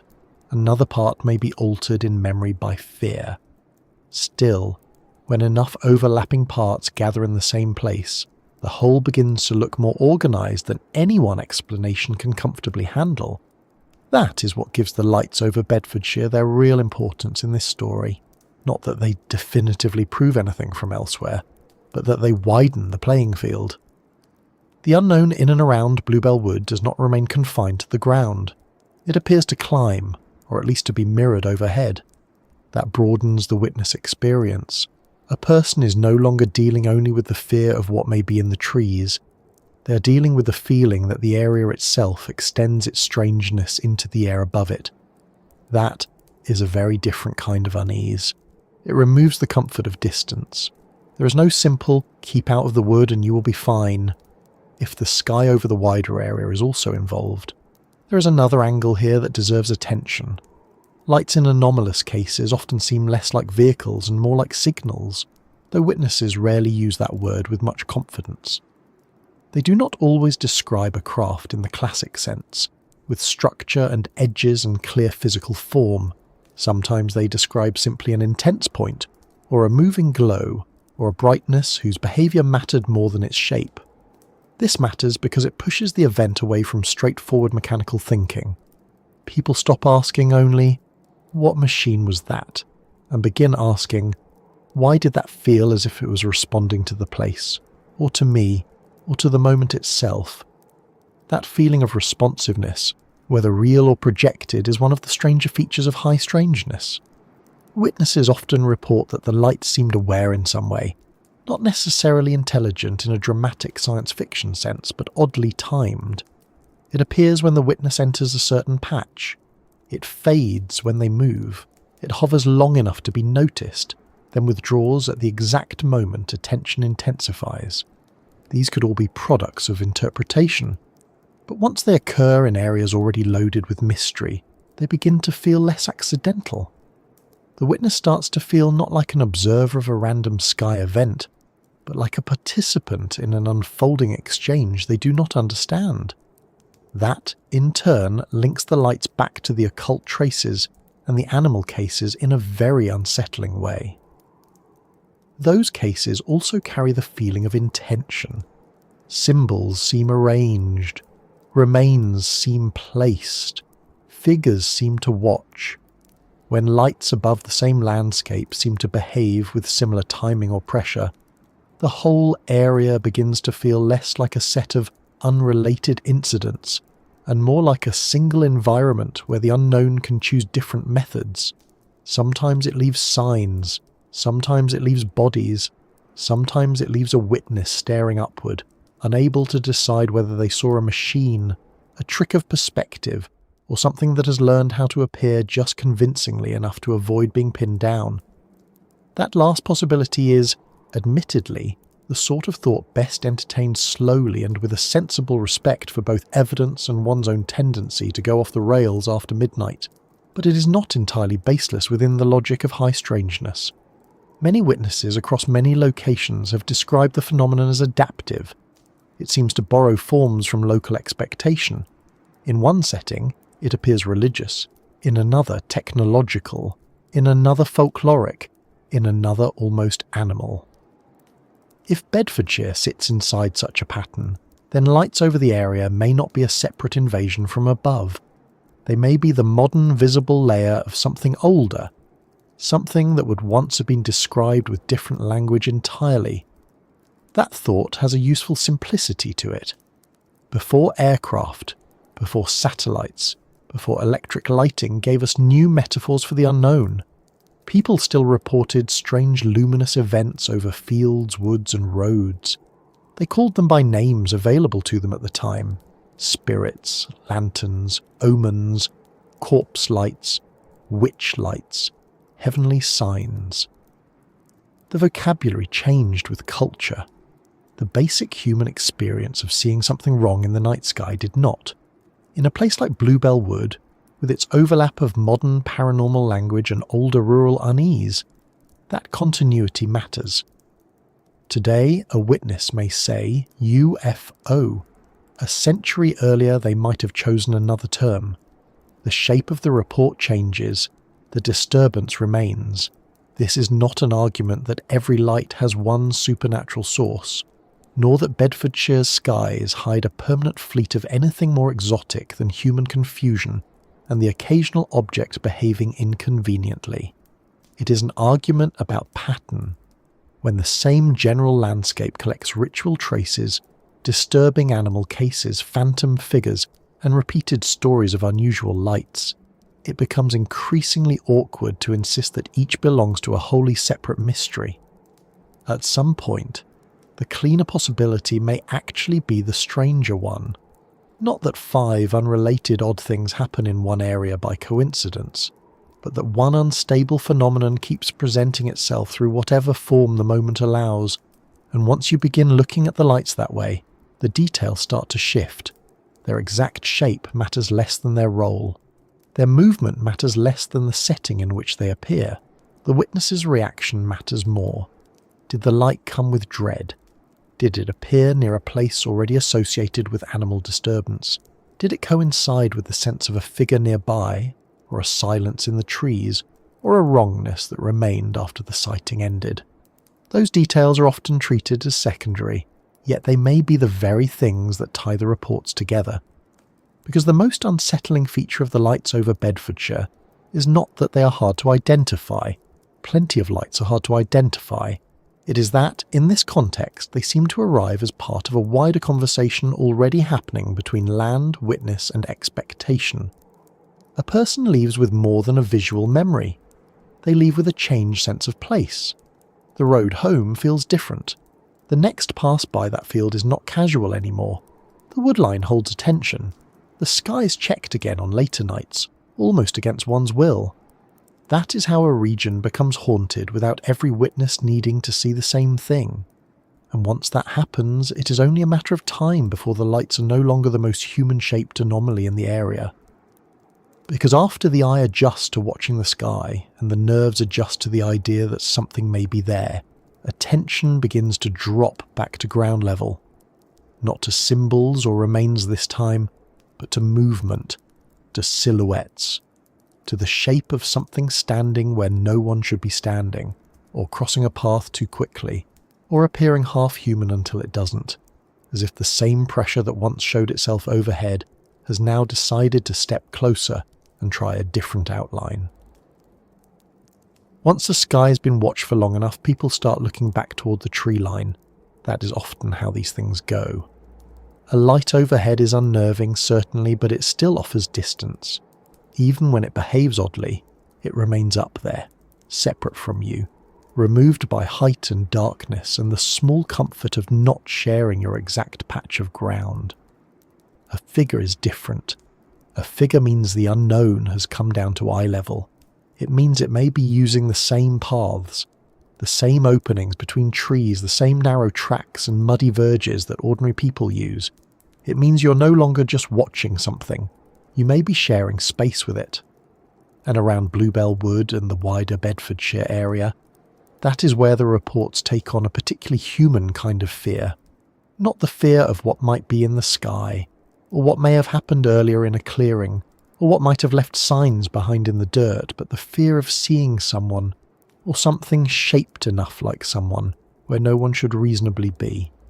A lone figure at the edge of the path, a dark form standing among the trunks, a silhouette crossing a field boundary at the wrong speed, or in the wrong posture, or at an hour when there should have been nobody there at all. This kind of report turns up in almost every area touched by long-term strangeness, and it nearly always produces the same argument. One side says it was just a person, another says it did not move like a person. One side says fear sharpened the experience, another says fear came after the sighting, not before. One side says local stories create the impression, another says the impression comes first, and the stories are only the best people can do afterward. The disagreement never quite settles because figures are close enough to the human world to invite explanation, and strange enough, in the right conditions, to resist it. That is why they matter so much in the pattern around Bluebell Wood. They sit directly between the ordinary and the impossible. A strange light can always be pushed toward aircraft, astronomy, weather, or machinery. A broken animal can be pushed toward predation, disease, human cruelty, or ritual. A figure, though, makes the mind do too many things at once. It asks, who is that? And why are they here? And why are they standing like that? And sometimes, before any of those are answered, is that even a person at all? The sensible starting point, again, is the ordinary. Woods and fields do contain people. Sometimes they contain people at inconvenient hours and in clothing choices that do not help the local nerves.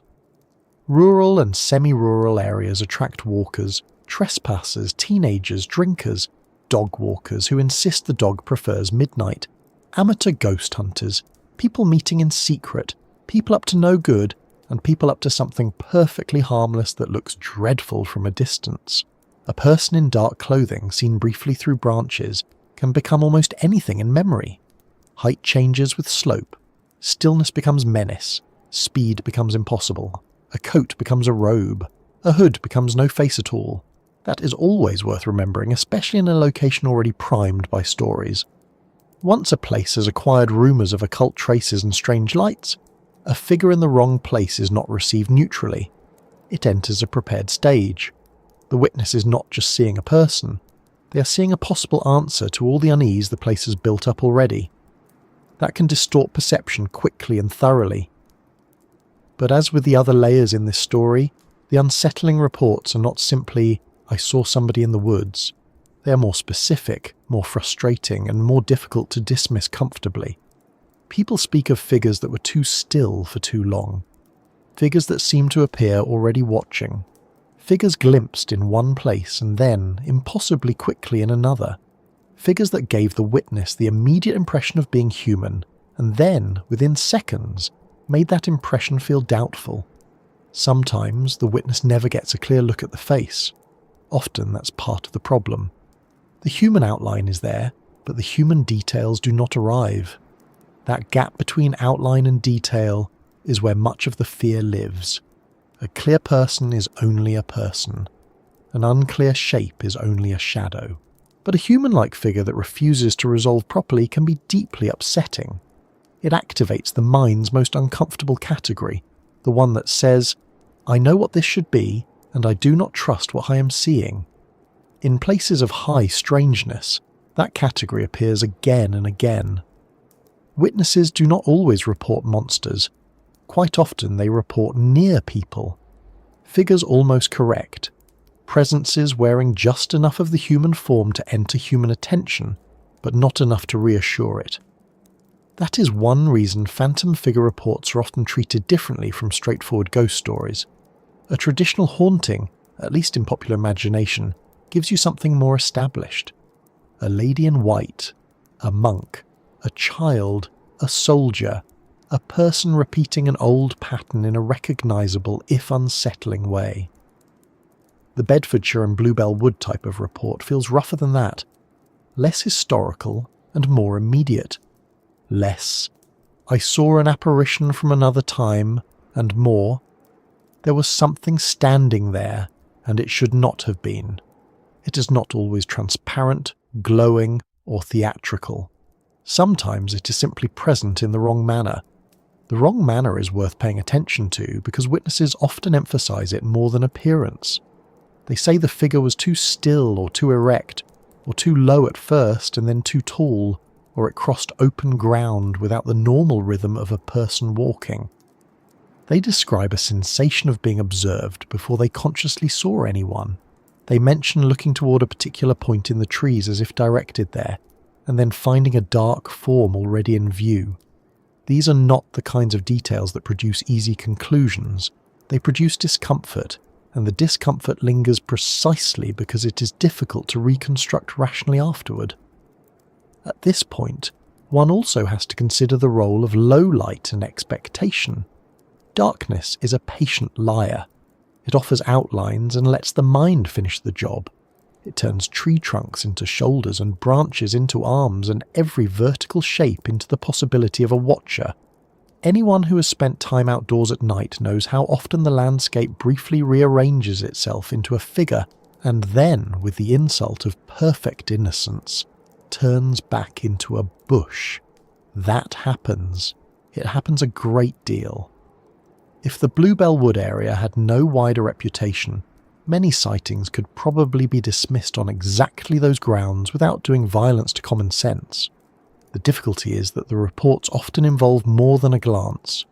Witnesses do not simply say they thought they saw someone and then realised it was a branch. They describe sustained attention.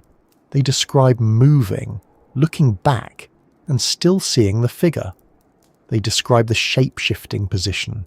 They describe the figure being where no branch had been a moment earlier, or disappearing in a way that made no practical sense for a human being on that ground. Again, fear can compress time and distort sequence, but not every witness description falls apart under that explanation. Some remain stubbornly awkward. Another point that gives these figure reports weight is their relationship to place. The figures are not said to appear anywhere and everywhere with equal randomness. They cluster. They favour path edges, field margins, woodland openings, road crossings, and those threshold places where one landscape becomes another. This is not surprising in itself. Human beings also use thresholds, but the repetition matters. High strangeness often seems to gather at boundaries, and boundaries are exactly where witnesses around Bluebell Wood tend to report these presences. Not deep in the abstract heart of nowhere, but where woods meet open ground, where a lane bends, where a person leaving one type of space enters another. That kind of location produces a very particular fear. It is one thing to imagine something hidden deep in the woods. It is another to meet it where you are about to walk. A figure at a distance can still be treated as part of the scenery.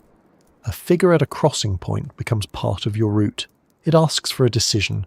Continue, turn back, call out, pretend you saw nothing. Human beings are not always good at those decisions when faced with something ambiguous. Most of us prefer the solid safety of categories: stranger, walker, local, prankster, police, farmer, fool. When no category fits cleanly, the body tends to react before the intellect catches up. That bodily reaction shows up again and again in witness descriptions. Coldness, a sinking feeling, sudden nausea, an intense urge not to move closer, the immediate conviction that they should leave, even if they cannot explain why. Skeptics will quite reasonably say that this is just fear doing what fear does, and sometimes it is. But the consistency of those bodily reports across many kinds of anomalous encounter is notable. The body seems to register the wrongness first. The visual interpretation comes second.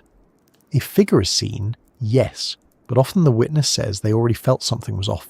moments before they consciously identify the shape.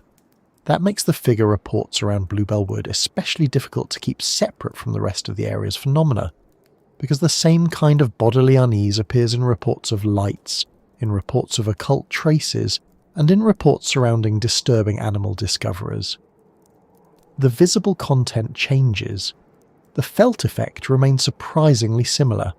That does not prove a common cause, but it makes the common cause hypothesis more attractive than it first appears.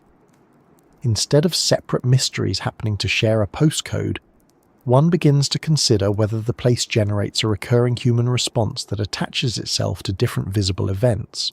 If that is true, then the figures may not always be literal entities in the way witnesses first assume. Some may be misperceptions intensified by atmosphere. Some may be ordinary people transformed by the conditions of the sighting. Some may be something else entirely, something that enters perception in a way that naturally takes on a human outline, because the human outline is what our minds are best prepared to notice quickly in uncertain conditions. That idea may sound convenient, but it fits the broader logic of high strangeness rather well. The unknown under this model does not always appear as an obvious impossibility. Quite often it arrives looking nearly familiar, almost normal, just wrong enough to leave a mark. This almost quality is what keeps the phantom figure reports from slipping neatly into the category of folklore or hallucination. They are too ordinary in form for that, too close, too plausible in outline. A witness can say, very honestly, "I saw a person," and mean it. Then, a few sentences later, they add the details that undo that certainty. The person was too tall, or moved too smoothly, or seemed to vanish into a patch where there was nowhere to go, or was standing in a way that no one waiting in the cold would stand, or remained visible and yet somehow refused to become more detailed the longer they looked. That is exactly the sort of testimony that drives neat-minded people to distraction. It refuses to be either nonsense or proof. It hangs there unresolved like the figure itself. It also does not help that some reports drift toward the edge of the cryptid-like without fully crossing into it. A witness may first interpret what they saw as a person crouched low or moving strangely, only later realizing that the proportions did not quite fit. Another may describe a dark upright form at a distance that, on moving, suddenly seemed more animal than human. These transitional sightings are especially interesting because they act like bridges between categories. The figure becomes a creature, or the creature begins as a figure. Again, this could simply reflect uncertainty in poor viewing conditions, but it also matches a larger pattern in anomalous locations, where witnesses often struggle to decide whether what they encountered was human, animal, or something uncomfortably between. That overlap matters a great deal in the Bluebell Wood story, because it reinforces the idea that the area's mysteries are not separate lanes but changing expressions. A phantom figure at the tree line and a cryptid-like movement in the adjacent field may sound like different reports on paper. To the witness, they may feel like the same event seen from a slightly different angle, or the same presence caught in a different stage of recognition. One person reaches for the language of haunting, another reaches for creature lore, another simply says, with more honesty than flair, "I do not know what it was, but it was there." And then there is the problem of disappearance. This is perhaps the single most frustrating element in figure reports of all kinds. If a witness sees someone where they should not be, the simplest answer is to assume that person walked or ran away. People are very good at leaving scenes, especially if they do not want to be observed. Woods provide cover. Darkness helps. A few seconds of lost sightline can do wonders for making an ordinary exit feel impossible. But in the more unsettling Bluebell Wood style accounts, the witness often insists that the disappearance did not feel like escape. It felt more like absence. The figure was present, then not present, in a way that refused to leave behind the ordinary signs of motion one would expect. Now, that may be memory compression, it may be angle, it may be the witness overestimating how much of the area they could actually see. All fair points. Yet the emotional effect remains. A figure that departs naturally reduces fear somewhat, because it obeys the rules of bodies moving through space. A figure that seems simply not to be there anymore produces a much sharper residue. The mind starts replaying the scene, not because it wants mystery, but because it cannot reconstruct the missing movement.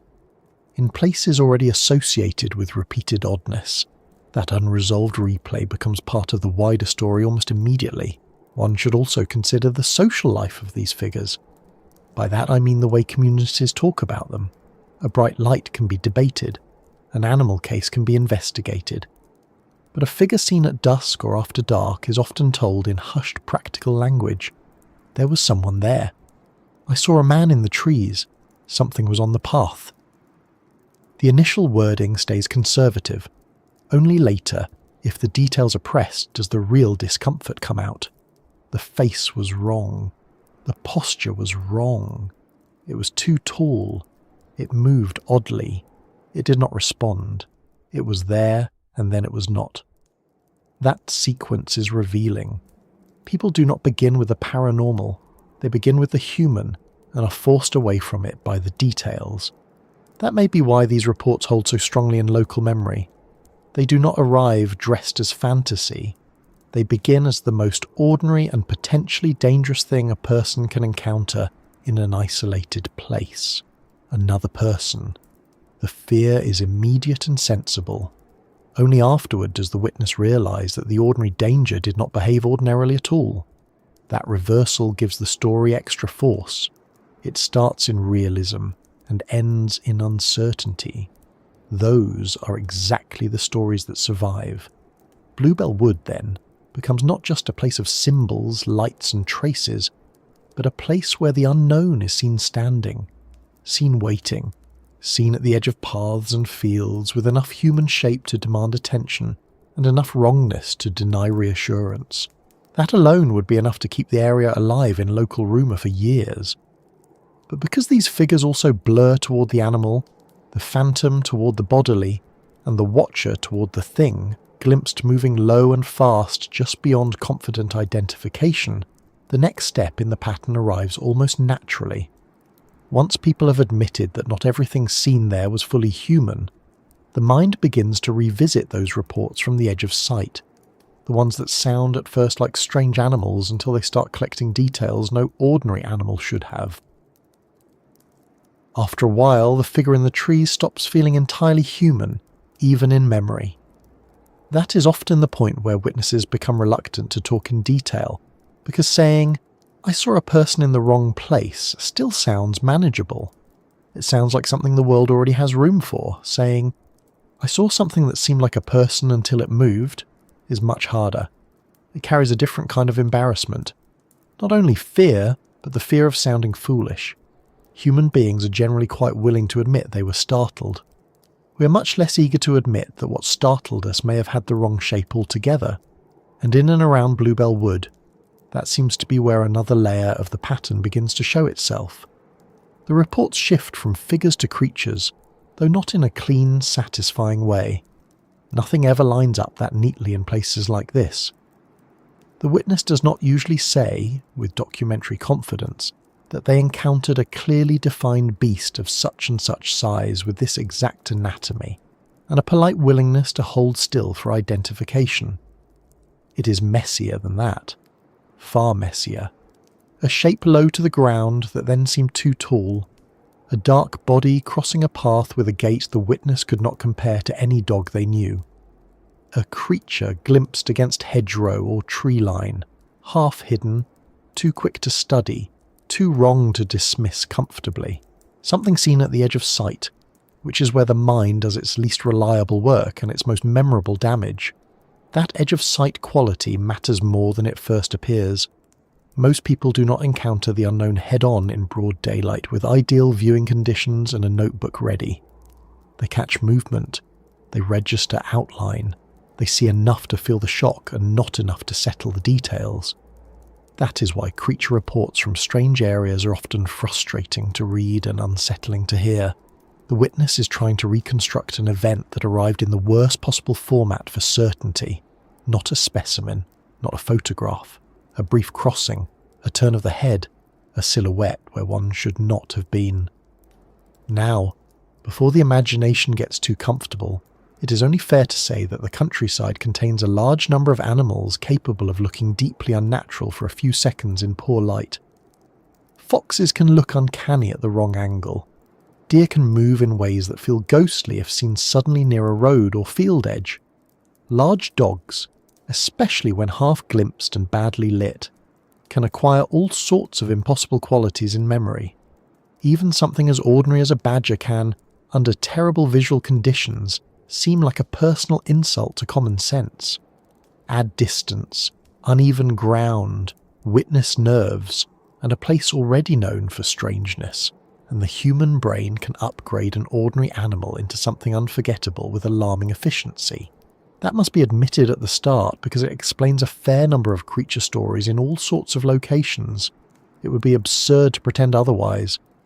But as with the phantom figures and the lights and the disturbing traces left on the ground, the cases that endure around Bluebell Wood do so because they resist the first sensible explanation just enough to remain troublesome. Witnesses do not always say, "I saw a monster." In fact, they often begin by insisting it was probably a dog, or a deer, or a fox, or some other animal they would ordinarily be happy to leave in peace. Then come the details that push the event out of easy recognition. The back was wrong. The head seemed too large or too low. It moved too smoothly. It crossed too quickly without sounding like anything at all. It paused and looked in a way that felt less animal than deliberate. It seemed to rise. It seemed to fold itself differently from the creature it should have been. That last feature turns up again and again in edge-of-sight creature reports. Folding, rising, unfolding. A witness first sees something low, then realizes with a jolt that it is higher than they thought. Or they assume it is standing still and only later understand it had been crouched. Or they describe a thing moving on four limbs until, for a moment, it seems to shift into another posture entirely. These are exactly the kinds of details skeptics dislike and storytellers enjoy, which is unfortunate because that leaves serious witnesses stranded in the middle. They know what they saw was brief.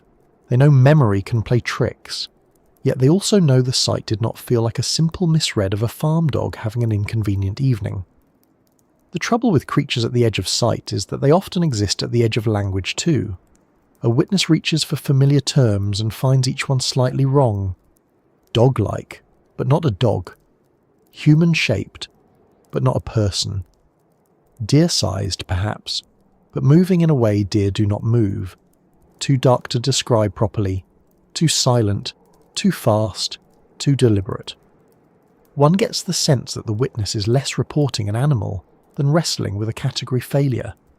The thing they saw did not fit the drawers already available in the mind, so the mind starts borrowing features from several drawers at once and hoping nobody notices the mismatch. That is precisely what makes the Bluebell Wood pattern so interesting, in the context of high strangeness. If these creature reports were purely zoological in character, the conversation would go one way. People would argue about escaped animals, misidentification, or local folklore attached to known wildlife. If they were purely supernatural, they would slide into the ghostly or demonic, with a bit too much ease and perhaps a bit too much nonsense. But the reports hover between. The creatures seem bodily enough to frighten in a practical sense, yet strange enough to resist settling into the familiar behaviour of ordinary animals.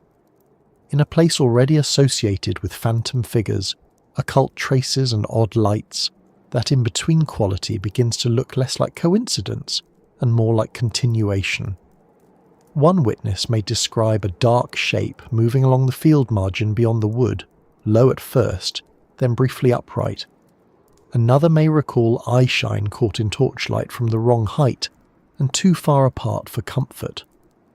Another might say they only saw a shadow pass behind brush, but that it covered ground too quickly and too quietly.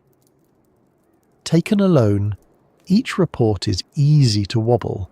Together, especially in the same general area, they start forming a different kind of testimony. Not evidence of one identifiable creature species patiently waiting to be added to the field guide, but evidence that the unknown in this place is willing to appear in a creature form when circumstances allow it. That idea may sound extravagant, so it helps to think about why people interpret certain anomalies as creatures in the first place. A creature is one of the oldest ways the human mind understands threat in the landscape. Before we had aerial technology, before we had modern occult vocabulary, before we had psychological language for liminal experiences, we still had the basic structure of something alive is out there, and I do not know what it is. That response is old and durable. It belongs to the body before it belongs to theory. See movement in the dark, judge size, judge speed, decide whether it is prey, predator, stranger, or something to avoid without further discussion. If the unknown around Bluebell Wood sometimes presents itself in ways that trigger this older recognition, then creature reports may be one of its most direct forms. What makes them especially unsettling is that they are not merely visual puzzles. Witnesses often describe an effect that arrives with the sighting. The air seems to drop. The area feels emptied. Sound changes. The body reacts before the mind has identified what it is looking at. This parallels the figure reports closely, and that parallel is important. The shift from phantom figure to creature is not only about appearance, it is about the same kind of sudden, bodily wrongness attaching itself to a slightly different visual form. The human outline becomes animal. The watcher becomes a mover. The presence in the trees becomes the thing crossing the path. That is one reason it can be misleading to treat local cryptid-like reports as if they belong to a separate, colourful category of monster story. In a place like Bluebell Wood, they may be much closer to the figure reports than anyone first assumes. The same witness could potentially describe the same event two different ways depending on distance, light, angle, and the order in which the details landed. What began as a dark figure near the tree line becomes on movement a creature. What seemed like an animal at the edge of a field briefly appears upright and acquires a human quality. The categories exchange masks so quickly that trying to keep them separate may actually hide the real pattern. Of course, some people will hear all this and conclude, sensibly enough, that what we have is not a shape-shifting phenomenon, but plain old uncertainty. A glimpse is a glimpse. Poor light is poor light. The witness filled the gaps badly. End of mystery. In many cases that may be correct. Yet it is worth noting how often these reports cluster around already charged places. If misidentification were the whole story, one might expect creature sightings to spread evenly across any comparable bit of countryside. Instead, they seem to favour the same zones that collect other forms of anomaly. Woods with reputations, roads with histories, field edges linked to strange lights, places where people already report fear, stillness, and a sense that the environment itself has become slightly hostile to ordinary interpretation. That does not prove the creatures are real in the simple sense. It suggests that the conditions producing creature reports may be related to the conditions producing the rest. Perhaps certain places encourage misinterpretation because they are atmospherically or psychologically unusual. Perhaps certain places attract unusual human behaviour that then feeds into witness perception. Or perhaps the deeper possibility is the right one. Awkward though it may be, some locations seem to host experiences that change form while preserving effect. The witness does not always see the same thing, but they leave with the same shaken certainty that they encountered something beyond their ordinary frame. The Bedfordshire landscape gives these reports a particularly stubborn flavour because it is not so wild that anything unfamiliar can be written off as some undiscovered jungle horror blundering through the hedgerows. This is not a remote continent with miles of unobserved habitat and a budget for giant undiscovered beasts. This is a lived English landscape of woods, fields, roads, villages and ordinary habits. If something creature-like keeps being seen there and cannot be identified cleanly, that tends to make the reports feel stranger, not weaker. There are fewer comfortable places to hide the explanation. An escaped exotic animal is possible in theory, but not often enough to serve as a blanket answer. A misidentified dog is plausible, but not always satisfying. Folklore explains the shape of the story better than the persistence of the experience. Folklore does matter though, and not just as decoration. Rural areas do not begin from nothing when people try to describe what they saw. Every region carries older expectations about the kinds of things that may inhabit its margins. Black dogs, ghostly animals, uncanny deer, things glimpsed on the lane that vanish when approached, creatures that seem to know the watcher is there before being seen. These stories create templates. A modern witness may not consciously believe in any of them, but the mental pathways remain available. When something difficult is seen, the old categories stir. The event is not invented by folklore, but folklore may shape the way the witness reports and remembers it. That is another reason the high strangeness reading is attractive here. It allows for folklore without reducing everything to folklore. A witness who sees a cryptid-like creature near Bluebell Wood might be drawing on old local patterns to describe an event that was genuinely anomalous. Another witness may be borrowing modern cryptid language instead. Another may say only that it was not a fox, not a dog, and not anything they wanted to meet again. The labels differ because language differs. The underlying disturbance may be doing what it often seems to do, arriving in a form the witness can almost grasp, while keeping enough of itself outside that grasp to remain unforgettable. There is also the curious issue of sound, or the lack of it. Ordinary animals make noise, not always, not constantly, and not on demand for nervous investigators, but they belong to the soundscape of the countryside.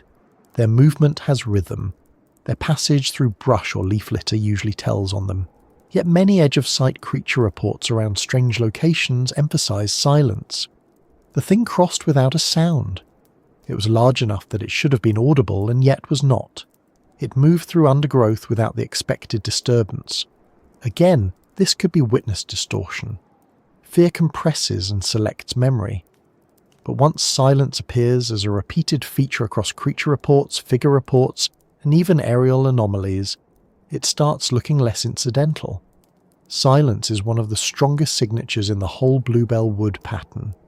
Not absolute silence in the technical sense, but the witness's conviction that sound was absent in the wrong way. A creature that moves without noise feels more unnatural than one that merely looks odd. It violates expectation at the bodily level. A witness may forgive the eye for misreading shape. The ear is harder to dismiss. If something of that size crossed there, why did it not sound right? That question has helped many local creature stories survive long after the details of fur, eyes, or limbs have gone fuzzy. Then there is speed. People are not always good at judging speed under stress, but they are good at noticing when movement feels improper. Something too fast is often reported not because it broke a stopwatch, but because it seemed to cover space without the normal effort of an ordinary body. Too smooth, too abrupt, too decisive.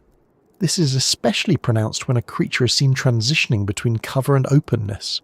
A thing emerges from hedge or wood edge, crosses a visible gap and vanishes again before the witness has time to settle into what they are seeing. That little interval becomes the entire memory. In that interval, the impossible feeling is born. One can imagine several explanations for such reports. There may be ordinary animals behaving under unusual conditions. There may be people crawling, crouching, or moving in ways that read as animal under stress. There may be genuine trickery, deliberate attempts to exploit the area's reputation. All of these should stay on the table. But even after allowing for them, there remains a certain residue that refuses to leave. Too many reports sit right on the line between person and beast, watcher and animal, apparition and body. Too many belong to the same geography already thick with other anomalies. Too many come wrapped in the same bodily dread and the same stubborn difficulty of description. This is why the creature layer matters so much.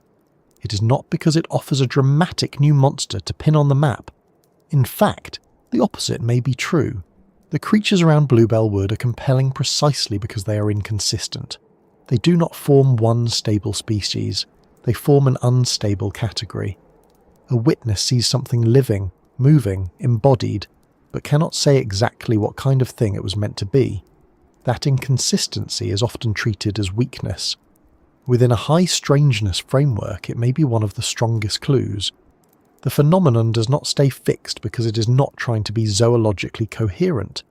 It is appearing through conditions, perception, and place. That possibility also helps explain why creature reports often follow or precede other anomalies.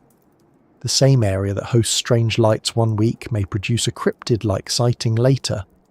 The same witness who once described a dark figure may later reinterpret the encounter as more animal than human. The same field edge where something was glimpsed moving oddly may later be mentioned in connection with disturbing remains or ritual traces. If these were all separate mysteries, the overlap would eventually become ridiculous. If they are expressions of one underlying instability, the overlap begins to make a difficult kind of sense. Perhaps the most unsettling feature of all is how little these creature encounters need in order to change a person's relationship with a place. They are brief, often only seconds long. Yet after one such sighting, the witness no longer trusts the route in the same way. A familiar path becomes a waiting place. A hedgerow becomes a screen. A wood edge becomes a border one notices rather than passes. That is the mark of a meaningful anomaly, whether its source was external, internal, or some mixture of both. It alters the geography of the witness. The land acquires new emphasis. Certain gaps in the trees become memorable. Certain corners of a field remain watched in the mind. And because these creatures are seen not in full but at the edge, they do not fade cleanly. A clear animal can be named and filed away. A half-seen impossible thing lingers. It returns later in slightly altered memory, perhaps more upright than it first seemed, perhaps larger, perhaps less animal and more presence. The report changes because the mind keeps trying to solve it. That does not make it false, it makes it active. It continues working on the witness long after the sighting ends, which is exactly what one would expect if the creatures are not the central mystery, but one face of it. They appear when the unknown is nearest the body, nearest the instinctive part of perception, nearest the old human fear of something alive just beyond the range of confident recognition. They are not neat, they are not convenient, they are not even always the same kind of thing. But they belong to the larger Bluebell Wood pattern because they repeat the same essential gesture. The lights, the figures, the signs, and the broken animals have all made in their own ways. They arrive in form, then slip out of category. And once enough of those forms have gathered in one place, a new question starts to push forward. Not what each one was on its own, but why the area keeps producing so many different versions of the same disturbance. Why one witness gets a light, another a figure, another a creature, another a sign in the trees, another a body in the grass.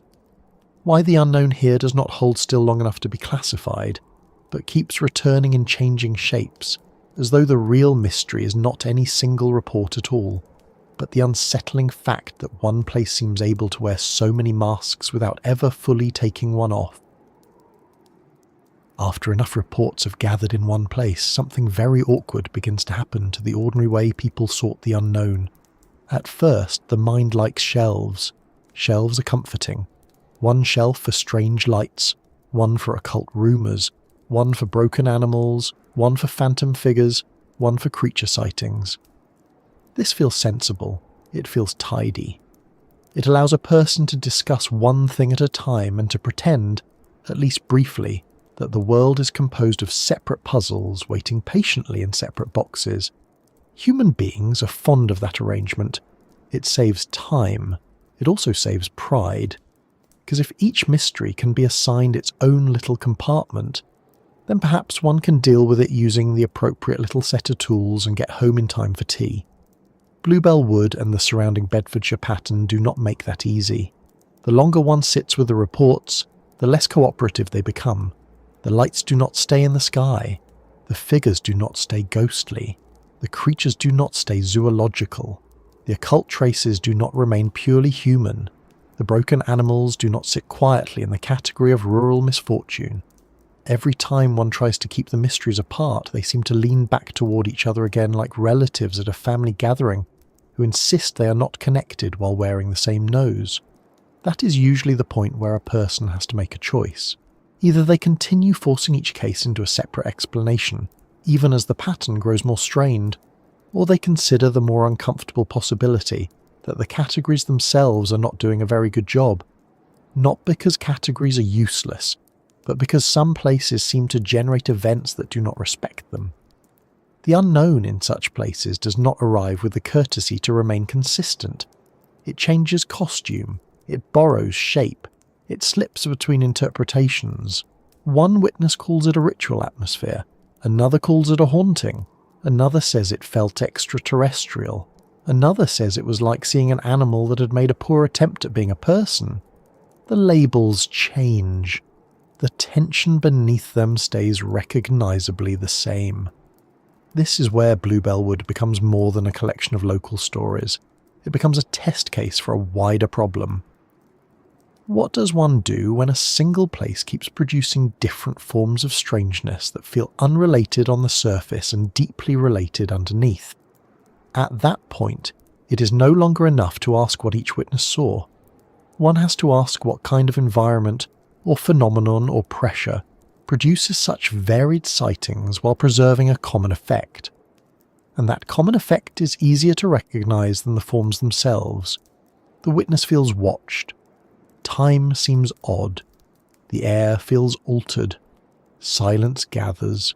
The body reacts before the mind has a proper explanation. The event seems meaningful, but not in a way that translates neatly into ordinary language. Whether the witness saw a light, a figure, a creature, or the aftermath of something disturbing on the ground, the emotional and sensory pattern often rhymes. That is one of the strongest reasons to suspect that the reports around Bluebell Wood may not be separate mysteries at all. They may be different masks worn by one deeper instability. That thought can sound dramatic if handled badly, and many people do handle it badly. They leap straight to enormous conclusions and begin speaking as though the wood is some kind of all-purpose portal, where every known and unknown phenomenon comes to take turns like a badly organised village fete. That is not helpful. What is helpful is something more modest and more serious. Certain places appear to produce recurring anomalous experiences, and those experiences do not stay in one recognisable form. Instead, they seem to shift according to context, witness expectation, and perhaps the needs of the moment itself. One of the reasons this is hard for people to accept is that modern culture has trained us to think of the paranormal in branded categories. Ghosts behave one way, UFOs behave another way, cryptids belong over there, ritual activity belongs somewhere else again, the books are separate, the television programs are separate. Even the enthusiasts often separate themselves by tribe, which is a very human habit. The ghost people do not always want to be mistaken for the UFO people. The UFO people do not always enjoy being dragged into creature lore. The creature people, one suspects, often spend half their lives trying not to be introduced to anyone at all. But reality, if there is an anomalous reality at work in places like Bluebell Wood, may not care in the slightest about those divisions. That may explain why the strongest cases often produce witness confusion rather than witness certainty. A person comes away not saying, "I am now convinced this was specifically one named category of weirdness," but rather, "I do not know what it was, and every explanation I try feels too small." That feeling is not always given enough respect. People tend to treat uncertainty as a weakness in the witness account. Sometimes it is the opposite. A witness who refuses to overstate what they saw may be revealing more than the person who eagerly picks a dramatic label and settles into it like a cat on a warm radiator. Bluebell Wood seems full of that more difficult kind of testimony. The reports do not settle, they point, they suggest, they overlap, they leave residue. A person sees a figure, but the figure behaves like a presence. A person sees a creature, but the creature carries the stillness of an apparition. A person sees a light, but the light feels tied to the land below it rather than simply passing over. A person finds evidence of possible ritual activity, but the whole scene feels less like deliberate human symbolism and more like a place trying to imitate symbolism. Each report can be pulled toward a known category, but none rests comfortably there for long. That is a pattern worth taking seriously. There's also the matter of sequence. In a conventional mystery, one expects a kind of linearity. First this happened, then that happened, and one led to the other. But in clusters of high strangeness, sequence is often much less satisfying.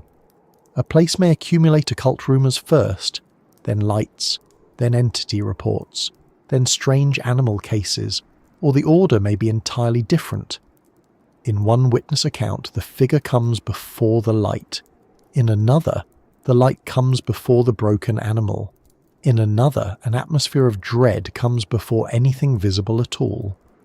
This scrambling of sequence is frustrating if one is looking for a tidy cause. It is more understandable if one is dealing with a phenomenon that does not operate like a straightforward chain of events, but more like a field of effects. A field of effects is not the same thing as a single cause with one visible output. It is more like an area in which reality, or perception, or both, become unusually unstable. Different people pick up different parts of it. One notices movement, one notices silence, one notices symbols, one notices missing time, bad dreams, bodily unease, or an unnatural feeling that the place has become aware of them. If that sounds uncomfortably vague, that is partly because the subject itself is vague in the most frustrating way possible. The reports are specific in detail and slippery in meaning. They offer too much texture for dismissal, and too little certainty for easy theory. Still, some ideas are better than others, and one of the best ideas available here is that a mystery can become multifaceted without becoming random. That is the key difference. The reports around Bluebell Wood are varied, but they are not meaningless. They gather in the same geography. They often carry similar bodily and emotional effects. They return to the same themes of intrusion, observation, silence, wrongness, and shifting form. That is not proof of a single phenomenon in the scientific sense. It is, however, strong reason to stop treating each case as though it arrived from an entirely unrelated universe, simply because it used a different costume. Costume, in fact, may be a useful way to think about it. Not because the phenomenon is theatrical in any deliberate stage sense, but because witnesses often seem to encounter something that presents itself through forms already available in culture.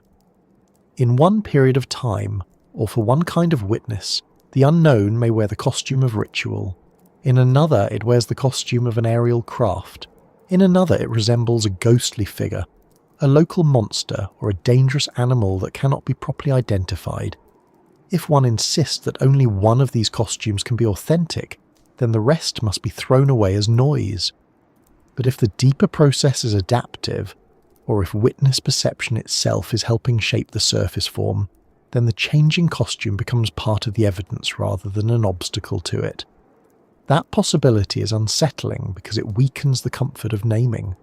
People like names because names imply control. If you can say, "This was a haunting," you inherit all the ideas associated with haunting. If you can say, "This was a UFO," you inherit a different set of expectations. If you can say, "This was an occult incident," you know where to direct your suspicion and your newspaper clippings. But if the unknown around Bluebell Wood keeps stepping sideways every time you name it, then the act of naming becomes less like solving and more like catching a sleeve as something moves past. And perhaps that is why these locations remain so powerful in local memory. A single solved mystery often fades. A place that never quite decides what kind of mystery it is can remain active in the imagination for decades. People keep returning to it because it keeps offering new faces without resolving the old ones. One generation talks about figures in the trees, another talks about lights over the fields, another mutters about ritual traces and dead animals, another swaps stories of creatures seen from the edge of the road. The same patch of land continues attracting description, but the description evolves with the era. The unknown does not need to remain visually consistent if it can remain emotionally consistent. That emotional consistency may be the strongest thread of all. Witnesses across different categories often sound strangely alike when describing the effect of the encounter. They struggle to explain why the place suddenly felt wrong. They mention stillness, pressure, dread, or an almost physical sense of being inside someone else's attention. They say the event did not feel merely surprising, but staged. Not staged in the sense of a human trick, though that is sometimes suspected, but staged in the sense that the world around them seemed briefly to arrange itself into significance. That feeling can attach to a light, it can attach to a figure, it can attach to a creature, it can attach to a disturbing discovery on the ground. The visible content differs, the invisible pressure remains. This is one reason it can be misleading to debate these cases only at the level of objects and entities. Was it a dog? Was it a man? Was it a drone? Was it ritual vandalism? Those questions matter, but they do not exhaust the witness experience. A person may never be able to say what the object was, and may still be entirely justified in saying that the event was unlike any ordinary object encounter they have had before. That difference is often where the real mystery begins. Not in the thing alone, but in the whole package of perception, atmosphere, timing, bodily response, and after effect. Bluebell Wood seems especially rich in those after effects. People do not simply report an event and move on. The place changes for them. A path becomes charged, a field edge becomes memorable, a patch of sky is checked more often, an ordinary dark shape at a distance becomes newly suspect. One part of the mind may mock the fear, another part remains unconvinced by the mockery. That split is very common in high strangeness experiences. The witness does not become a full-time believer in everything, nor do they return comfortably to complete skepticism. They inhabit an irritating middle ground where one specific place has failed to behave as expected, and no tidy explanation has restored it. This middle ground is important because it keeps the testimony human. The witness is not always trying to become an expert in the paranormal. Very often they are trying to get back to ordinary life while carrying an event that keeps refusing to become ordinary in hindsight. They tell it differently to different people. To one friend, they say they saw something odd. To another, they admit it frightened them badly. To themselves, late at night, they replay the details and notice that the categories still will not hold. That persistence is part of the phenomenon too. It does not only appear in the moment, it continues shaping interpretation afterward. Another useful way to think about many-faced mystery is through local ecology, not in the purely biological sense, but in the sense of interactions.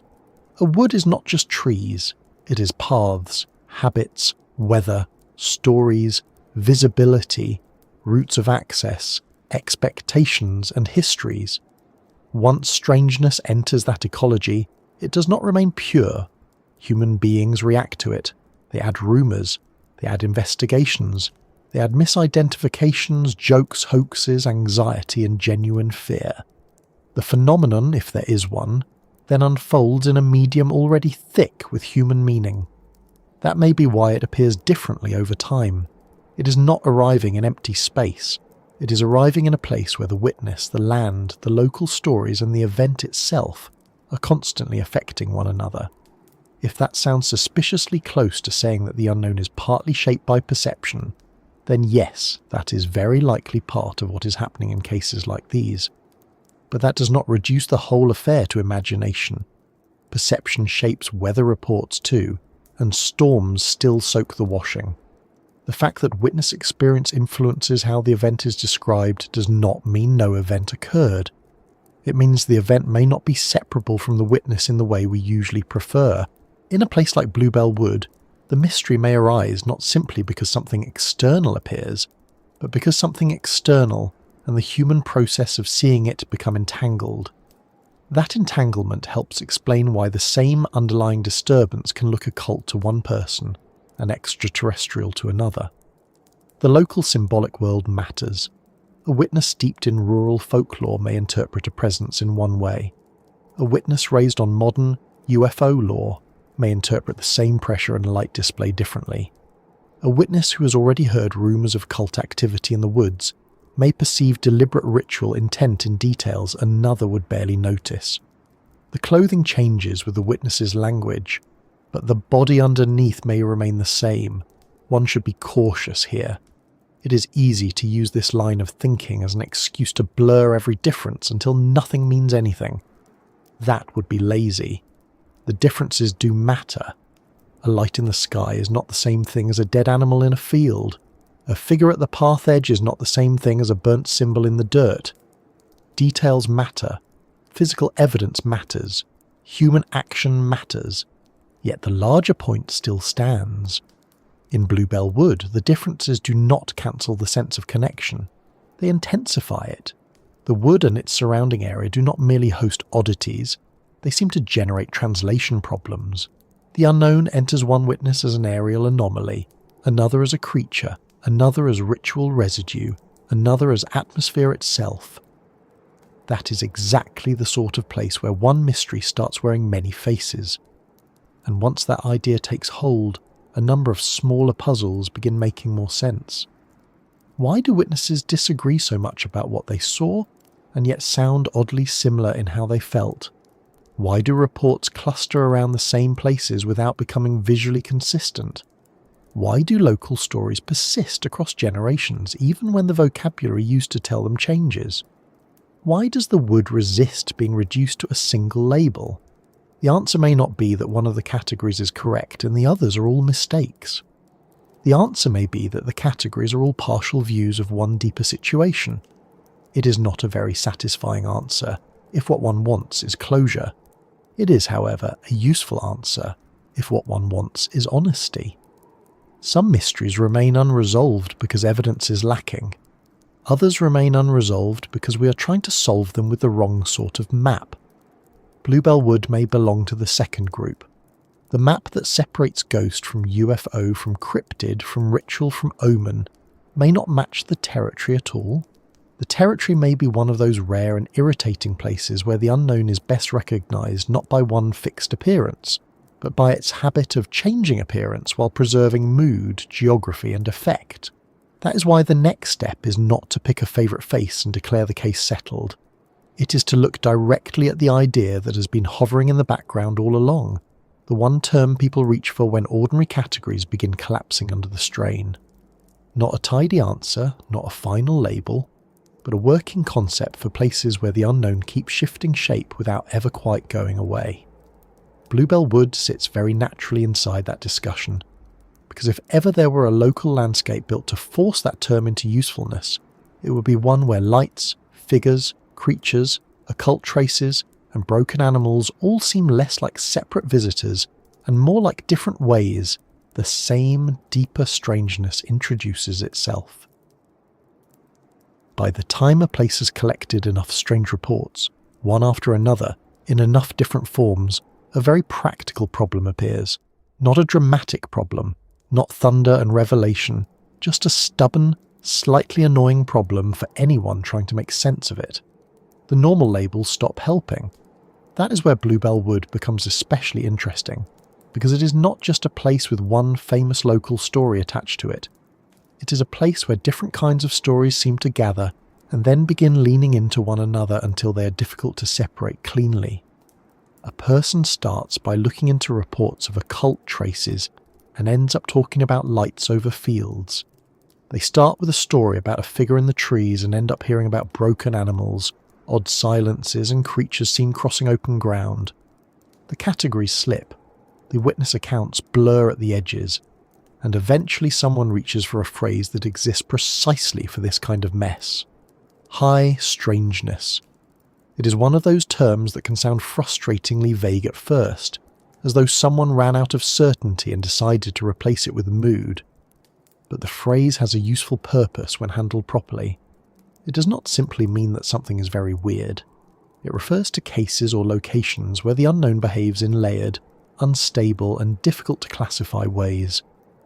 A high strangeness event is not just unexplained. It is unexplained in several directions at once. It may involve multiple anomalies in the same setting. It may produce odd effects on the witness. It may seem to shift form depending on angle, timing or expectation. And most importantly, it resists being reduced to one ordinary explanation without leaving important parts behind. That sounds very much like Bluebell Wood. If the area only produced lights, one could try to treat it as an aerial mystery. If it only produced stories of rituals and symbols in the trees, one could reduce it to hidden human behaviour. If it only produced strange animal cases, one could keep it in the unhappy but familiar category of predation, cruelty, or misread evidence. If it only produced phantom figures, one could place it in the long and crowded history of local haunting reports. But that is not what this place seems to do.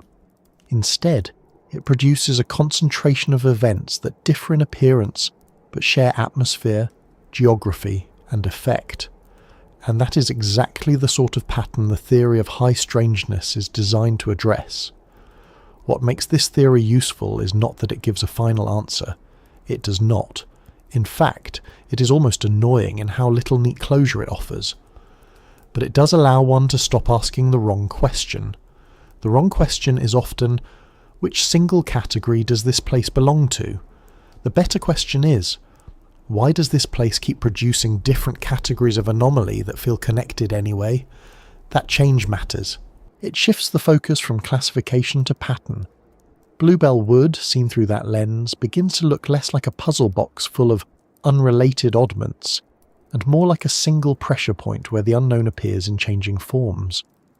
One witness sees a light, another finds evidence of ritual, another feels watched and sees a figure where nobody should be standing, another glimpses something animal-like that does not move properly, another stumbles onto physical remains that turn the whole landscape sour in memory. If one insists that all these reports must be separate, one ends up building a very crowded and rather awkward argument in which many unrelated strange things happen to favour the same area by chance. It can be done, of course. One can always stack explanations until the shelf gives way. But the more elegant possibility may actually be the stranger one. The area is producing a single pattern that does not stay in one form. That, in plain terms, is the heart of high strangeness. It is worth slowing down here, because there are several ways of understanding the idea, and not all of them are equally useful. One version is the supernatural catalogue approach. In that version, the area is simply infested, if that is the word, with multiple different phenomena all at once. Ghosts, UFOs, cryptids, occult activity, all sharing the same local address like extremely inconsiderate tenants. It is dramatic. It is also a bit lazy.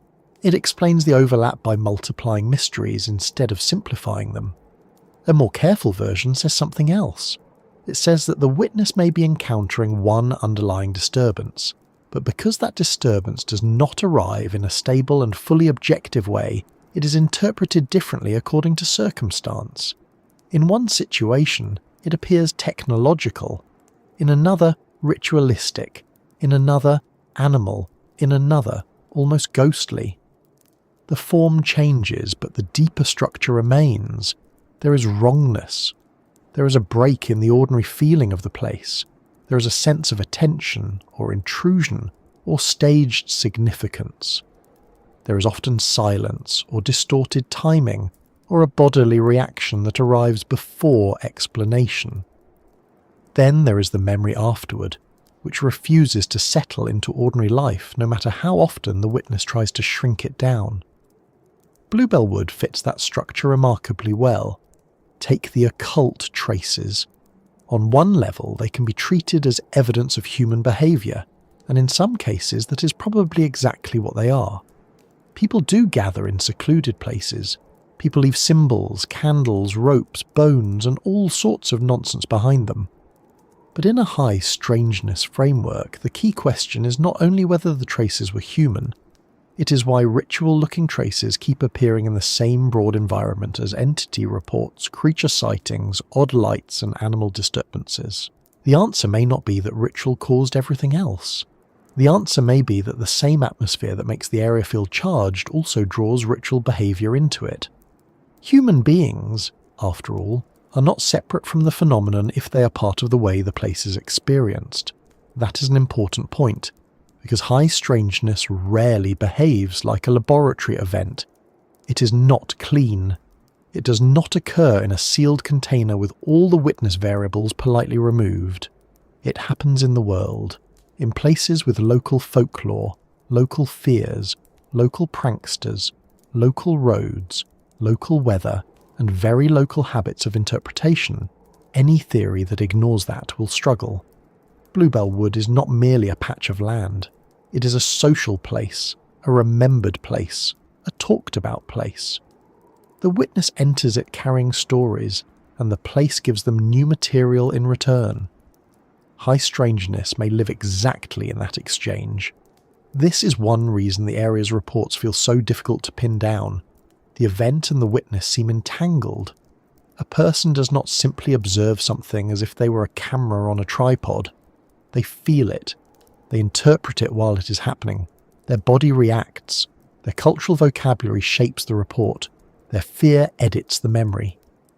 Later, the community adds its own frame around the account. Yet none of this automatically means the event was invented. It means that whatever occurred may not be separable from the human act of perceiving it. That may sound slippery, but the alternative is often less convincing. If one insists that every witness should describe the same objective thing in the same terms for the case to be taken seriously, then most anomalous locations will fail immediately. Real experience is not that tidy. One person notices movement. Another notices silence. Another remembers the smell of smoke, the brightness of a light, the odd way a figure stood, the feeling that the whole area had become sharper and stranger around them. High strangeness cases are not weak because witness descriptions differ. They're often defined by that difference, especially when the differences appear inside the same geography and produce the same emotional aftertaste. Bluebell Wood seems to be one of those places where aftertaste matters as much as sighting detail. The witness leaves with a changed relationship to the land. A path is no longer just a path. A hedgerow becomes a screen. A field edge becomes a place where something once crossed.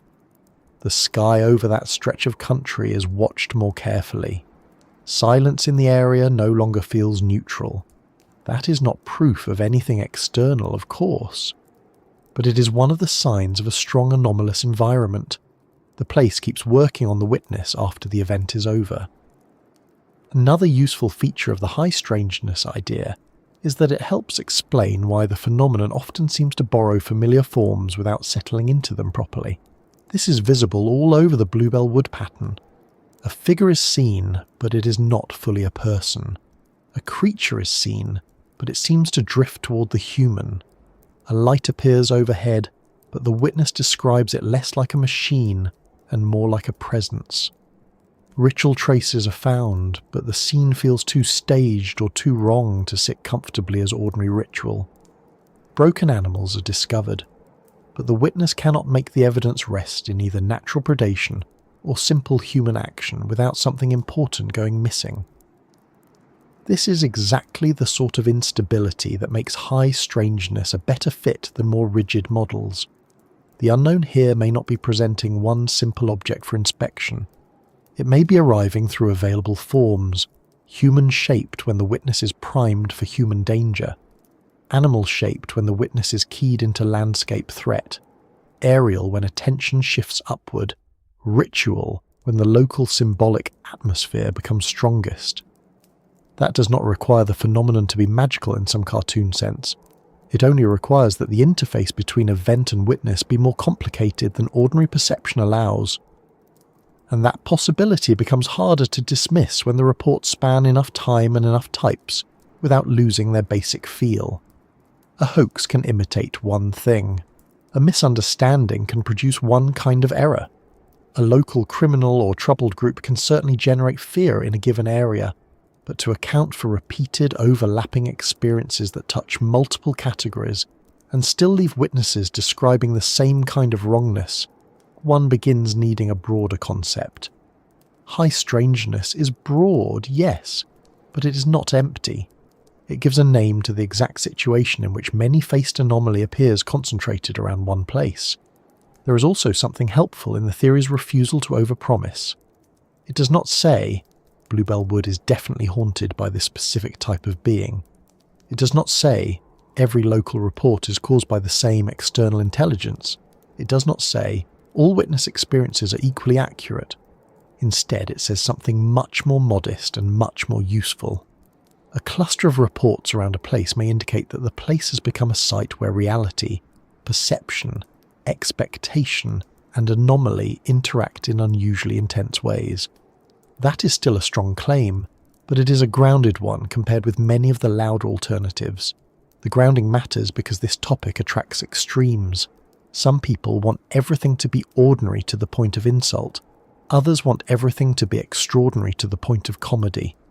The high strangeness approach resists both. It allows for hoax, misperception, folklore, fear, and human ritual behaviour without reducing the full pattern to any one of them. It allows for genuine unknowns without forcing them into a rigid supernatural brand. In a place like Bluebell Wood, that balance is essential. Too little imagination, and the deeper pattern vanishes. Too much, and one ends up talking nonsense in a field while everyone sensible backs slowly toward the car.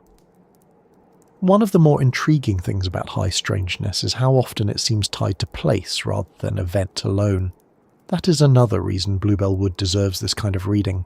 The strangeness does not simply happen anywhere. It appears concentrated, localized, sticky. The same ground keeps attracting reports. The same wider area keeps producing stories that do not match in content but do match in atmosphere. That suggests that geography matters, though perhaps not geography in the simplest sense. It may not be about one physical feature and one measurable cause. It may be about a layered environment, one in which visibility, access, history, symbolism, witness expectation, and whatever genuinely anomalous factor may exist all reinforce one another. If that sounds a bit like saying the place is haunted by pattern itself, that is not entirely wrong. Some locations become pattern-rich in a way that changes what can happen there, or at least what people can experience there. Bluebell Wood may be one of them. The local stories become part of the environment. They are not outside the mystery, they help shape it. A witness enters a location already carrying the possibility of occult activity, lights, figures, creatures, and unease. The place then presents something, and that something is understood through those available forms. The result is not a pure event and not a pure projection. It is an encounter between a charged place and a prepared mind. That is an awkward idea for anyone who wants clean evidence, but it may be closer to the truth than either total skepticism or total belief. High strangeness often seems to thrive where the human and the unknown meet halfway. Not because the witness invents everything, and not because the phenomenon is a fixed object marching into view, but because the experience is produced in contact. The place offers pressure, the witness offers interpretation. The result is a report that is both real as experience and unstable as description. Bluebell Wood becomes a strong candidate for this kind of theory, because it does not simply frighten people in one consistent way. It produces a variety of events that all seem to say, in effect, something here does not want to remain ordinary. That may be the simplest working definition of high strangeness, one can use without getting lost. It is the condition in which the unknown makes itself felt repeatedly, but refuses to settle into one agreed shape. The witness comes away with a firm sense that something happened, and a poor sense of what exactly to call it. There is another advantage to this way of thinking. It helps explain why certain details, which might seem secondary in an ordinary case, become central here. Silence, for example. Silence is not an entity. It is not a craft. It is not a ritual object. Yet it appears again and again in reports tied to anomalous locations. The same is true of pressure, dread, altered mood, and the sense of significance gathering around a place. These are not decorations. In high strangeness cases, they may be as important as any visible form. Bluebell Wood's reports often seem to carry that same non-visual weight. The witness does not only describe what was seen, they describe how the whole area behaved while it was seen. That is a clue worth respecting. If the land itself seems involved, then perhaps the visible event is only one part of the phenomenon. The light, the figure, the creature, The signs in the trees, the body in the grass, any of these may be local expressions of a larger environmental disturbance. That does not mean the soil is possessed, or the county is balancing on some hidden portal, or any of the more enthusiastic phrases people use when they have been indoors with maps for too long. It means only that some places may be more prone than others to generating the full package of anomalous experience. And in that sense, Bluebell Wood looks less like a random hotspot of weird incidents and more like a textbook example of what high strangeness feels like on the ground. Not in theory, in practice. It is inconsistent in form, consistent in effect, rooted in place, rich in overlapping categories, and deeply resistant to simple explanation. That is exactly why the theory fits. Of course, saying this is high strangeness is not the same thing as solving anything. It does not tell us whether the underlying cause is psychological, environmental, symbolic, paranormal, interdimensional, or some blend of those words that would only make matters worse at a dinner table. But it does sharpen the next question. If the phenomenon in and around Bluebell Wood really does change its face according to place, timing, witness state, and local expectation, then the key issue is no longer just what happened there. The key issue becomes how place itself shapes the unknown, and how human perception may be doing far more than passively recording these events as they pass through. If Bluebell Wood teaches anything at all, it may be this. The unknown does not arrive in empty space. It arrives somewhere, in a field, by a lane, near a line of trees, in a patch of country already shaped by footpaths, local stories, weather, old fears, practical habits, and the full untidy machinery of human expectation. It arrives to someone, not to an ideal observer with perfect eyesight and a notebook in hand, but to a person carrying memory, mood, fatigue, belief, doubt, embarrassment, and whatever they had for dinner. And once one accepts that, the reports around Bluebell Wood start looking less like a stack of separate incidents and more like a conversation between three things at once: the place, the witness, the event. That is a useful way of thinking about the problem because it avoids two equally unhelpful extremes. The first says that the witness creates the mystery out of nerves and poor visibility. The second says the place contains some fully objective hidden force that can be described without taking human perception seriously at all. The truth, in cases like this, is probably much messier. Place matters, perception matters, and whatever the unknown may be, if there is an unknown at work, seems to take shape through both. That may sound slippery, but ordinary life works that way too. A storm over open sea is not experienced the same way as a storm over a city street. The storm is real in both places. The setting changes its meaning. A stranger standing on a crowded train platform feels one way. The same stranger standing motionless at the edge of a wood after dark feels another. The person may be entirely ordinary. The place changes the encounter. It would be strange if the unexplained did not work in much the same fashion. Bluebell Wood seems almost designed to force that realization. Not because it is grand or theatrical, but because it is exactly the kind of place where setting and interpretation become difficult to pull apart. It is not so remote that everything strange can be blamed on wilderness. It is not so busy that every event is immediately flattened by ordinary explanation. It sits in that awkward middle ground where local life and local unease overlap. People know the area, they pass through it, they hear things about it, they remember things found there, or seen there, or whispered about there. So when something happens in or around the wood, it is never received as a blank event. It lands in a mind already partly prepared. Prepared does not mean deceitful, it means human. This is important because people often hear the word perception and think it is a polite way of calling witnesses unreliable. That is too simple by half. Perception is not a flaw in the story. It is the medium through which the story becomes visible at all. Without perception, there is no witness account, no feeling of wrongness, no memory of a figure or a light or a creature moving where it should not have been. The challenge is not to remove perception from the event. The challenge is to understand what perception does to an event, and what an event may be doing to perception in return. That second part is the more unsettling one, because one possibility raised by high strangeness cases is that some experiences do not merely pass through human perception, like light through a lens. They disturb it, they bend it, they press on it, not necessarily in a supernatural or melodramatic sense, but in a very direct practical sense. The witness feels different while the event is happening. Time seems odd. Distance becomes hard to judge.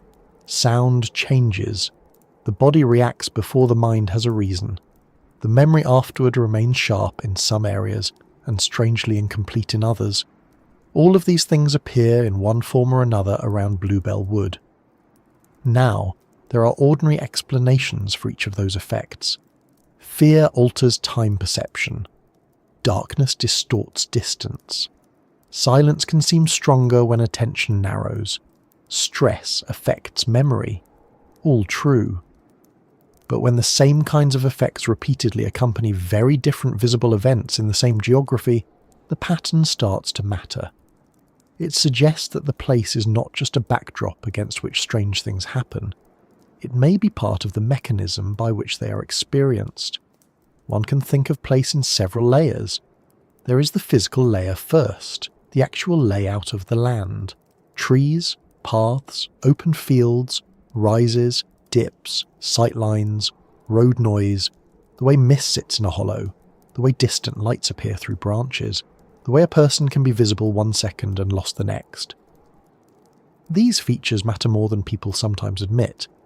A wood can generate very convincing half-forms and interrupted views. A field edge can produce movement that is difficult to interpret. A lane with hedges on either side can make sounds appear close when they are not, and conceal what would be obvious in better conditions.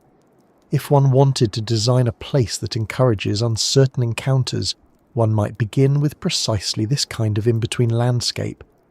But the physical layer is only the beginning. There is also the social layer. Bluebell Wood is not an unstoried place. It has acquired a reputation, and reputation changes the behaviour of everyone who enters it. Locals carry warnings, jokes, fragments of rumour, cautionary tales and half-remembered incidents. Even those who do not believe any of it still know that the place is talked about differently. That alone alters perception. A witness may be more alert there than elsewhere. They may notice more, but they may also misinterpret more. They may be more likely to avoid a shadow, and more likely to remember it vividly later. The place, in that sense, has already reached inside the witness before anything visible occurs. Then there is the symbolic layer, which is especially important in a subject involving occult traces, phantom figures, strange lights, and creature reports. Some places feel charged because people have learned to treat them as charged. A wood is not just trees. It is a traditional site of secrecy, threat, concealment, and boundary crossing in human storytelling. That does not mean every wood is enchanted. It means woods come with preloaded meaning. They are places where one leaves the open and enters the obscured, where the visible world narrows, where paths split, where ordinary social order feels less stable. If the unknown is going to appear anywhere in a way the human mind can readily absorb, a wood is almost unfairly suitable. Bluebell Wood gains extra force because the name itself is so gentle. That contrast matters. A place that sounds harmless and looks fairly ordinary in daylight feels more disturbing when the reports around it accumulate. If the place looked terrifying from the start, people would blame atmosphere and move on. But when strangeness attaches itself to somewhere that should, by all appearances, be manageable, the effect is stronger. It creates the feeling that the ordinary world has not remained ordinary when it ought to have done. This is where place starts shaping the unknown, not just framing it. A light over a remote moor is one thing. A light over Bedfordshire, near a wood already associated with rituals and figures and disturbing finds, becomes another. The light is not experienced in isolation. The witness sees it through the place. The figure at the path edge is not just a figure. It belongs to the same field of expectation as the stories of occult activity and broken animals. A creature crossing near a hedgerow is not merely an odd animal. It enters a landscape already thick with other forms of unease. That is why people often leave these encounters unsure of what they saw, but very sure of where they saw it. The location burns into memory because the place has become part of the event. A person may doubt their eyes, and still trust their feeling that a certain path was wrong that night, that a certain field line held something it should not have held, that the air around a particular part of the wood was altered in a way they struggle to explain. Those details matter. They are not decorative. They may be clues to how the unknown becomes visible at all. Perception, then, is not simply the witness looking outward. It is also the witness being shaped by conditions. Fatigue matters. Time of day matters. Weather matters. Silence matters. So do local stories, private fears, personality, and expectation. A practical person may interpret a dark form as a trespasser before they ever allow anything stranger into the conversation. Someone steeped in paranormal ideas may do the reverse. Neither response is neutral. Yet this does not mean the event is invented. It means the event reaches the witness through whatever interpretive tools they already have.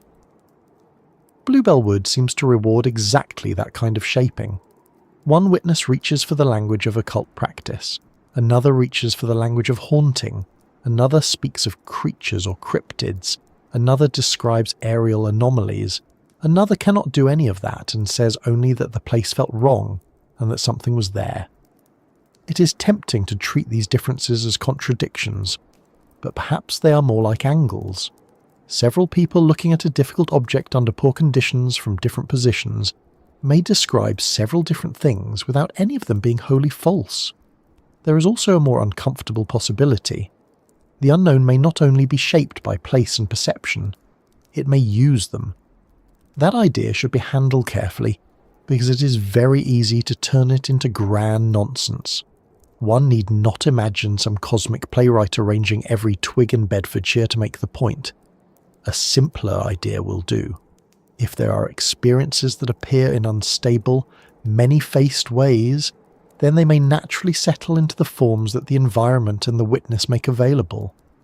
A dark wood offers one vocabulary, open sky offers another, a local history of ritual rumour offers another. A frightened witness who first notices a shape standing still may report a figure. Another witness who first notices the same thing moving low and fast may report a creature. The form may not be fixed before contact. It may become fixed briefly and imperfectly in the act of being perceived. This would explain a great deal about Bluebell Wood without requiring every report to be literally accurate in the narrowest sense. It would explain why the categories keep leaking into one another. It would explain why lights, figures, creatures, ritual traces and physical aftermath all seem connected while never becoming identical. It would explain why witness descriptions differ so much and yet the place's feelings and after effects often match. Most of all, it would explain why the phenomenon, whatever it is, keeps appearing in ways that are recognizable enough to frighten and unstable enough to remain unresolved. People have, of course, noticed this sort of thing in many other cases. One generation describes fairy encounters, another describes spirits, another describes alien visitation, another describes dimensional anomalies, which is a phrase that sounds important until one notices it often means, "I have absolutely no idea what this was, but I would like the sentence to wear a tie." The vocabulary changes. The underlying pattern often does not. A witness enters a charged place. Something appears or seems to appear. The event carries visual, emotional, and bodily effects that exceed the visible detail. The witness reaches for the nearest available language. The story then enters local memory and becomes part of the place for the next witness. Bluebell Wood fits that model very neatly. It is a place where unknowns do not remain pure. They are filtered through local culture and local expectation. But they are not reduced by that. If anything, they become more persistent. A place where people only ever saw one kind of anomaly might eventually lose its power. A place where the anomaly keeps changing shape can remain active for far longer because no single explanation, skeptical or supernatural, manages to exhaust it. This changing shape also tells us something useful about fear. Fear is often treated as the enemy of good testimony, and in some ways it is. It narrows attention. It distorts sequence. It encourages overstatement. Yet fear is also diagnostic. People tend to fear different things in different ways. The fear of an ordinary stranger is not quite the same as the fear of a wrong figure. The fear of a known animal is not quite the same as the fear of something animal-shaped but unclassifiable. The fear of seeing a distant light is not quite the same as the fear of feeling that the light belongs to the place you're standing in. Witnesses around Bluebell Wood often describe fear with a particular texture. Not just alarm, but a kind of pressure. A sense that the event is not only happening near them, but somehow involving them. That sense of involvement may be the most important aspect of perception in this whole story. In many strange cases, people do not feel like detached observers. They feel singled out, noticed, or drawn into a moment that had already started before they arrived. A ritual trace feels like the remainder of an event. A broken animal feels like evidence left behind. A light appears just when the witness enters the wrong stretch of ground. A figure is already looking in their direction. A creature seems to know the witness is there before the witness can properly identify it. Whether or not those impressions are objectively true, they form part of the shape of the unknown in this place. Bluebell Wood does not merely contain odd things. It often seems, in witness memory, to answer attention with attention. Now, an ordinary critic could say that all of this proves nothing more than a feedback loop. The place has a reputation. People enter tense. Tension alters perception. Ambiguous events become meaningful. The reputation grows. That explanation probably accounts for a portion of what happens there, and one should not throw it away merely because it lacks glamour. But the full picture may still be deeper than that. Feedback loops themselves can become part of a real phenomenon. A place may be genuinely good at producing unusual experiences, and the reputation may amplify rather than create that tendency. The human and the unknown may not be separate systems. They may work together more often than anyone likes. That would mean the shape of the unknown is not fixed in advance. It is conditional. The land contributes concealment, openness, thresholds, sound, light, and memory. The witness contributes expectation, culture, mood, and the deep old categories through which human beings recognize danger. The phenomenon, if that is the right word, emerges through their contact. One person sees a watcher, another sees a beast, another sees a light, another finds signs of ritual and feels that the whole scene has been left for someone to find. Each report differs. Each may still be touching the same thing. There is something rather practical hidden in this idea too. It warns us not to flatten witness accounts simply because they vary. In a conventional investigation, variation is often treated as weakness. If two people describe an event differently, one assumes error. But in an environment of high strangeness, variation may be exactly what one expects if the event is partly shaped by angle, timing, setting, and the witness's available language. Bluebell Wood may not be a place where one clear thing appears.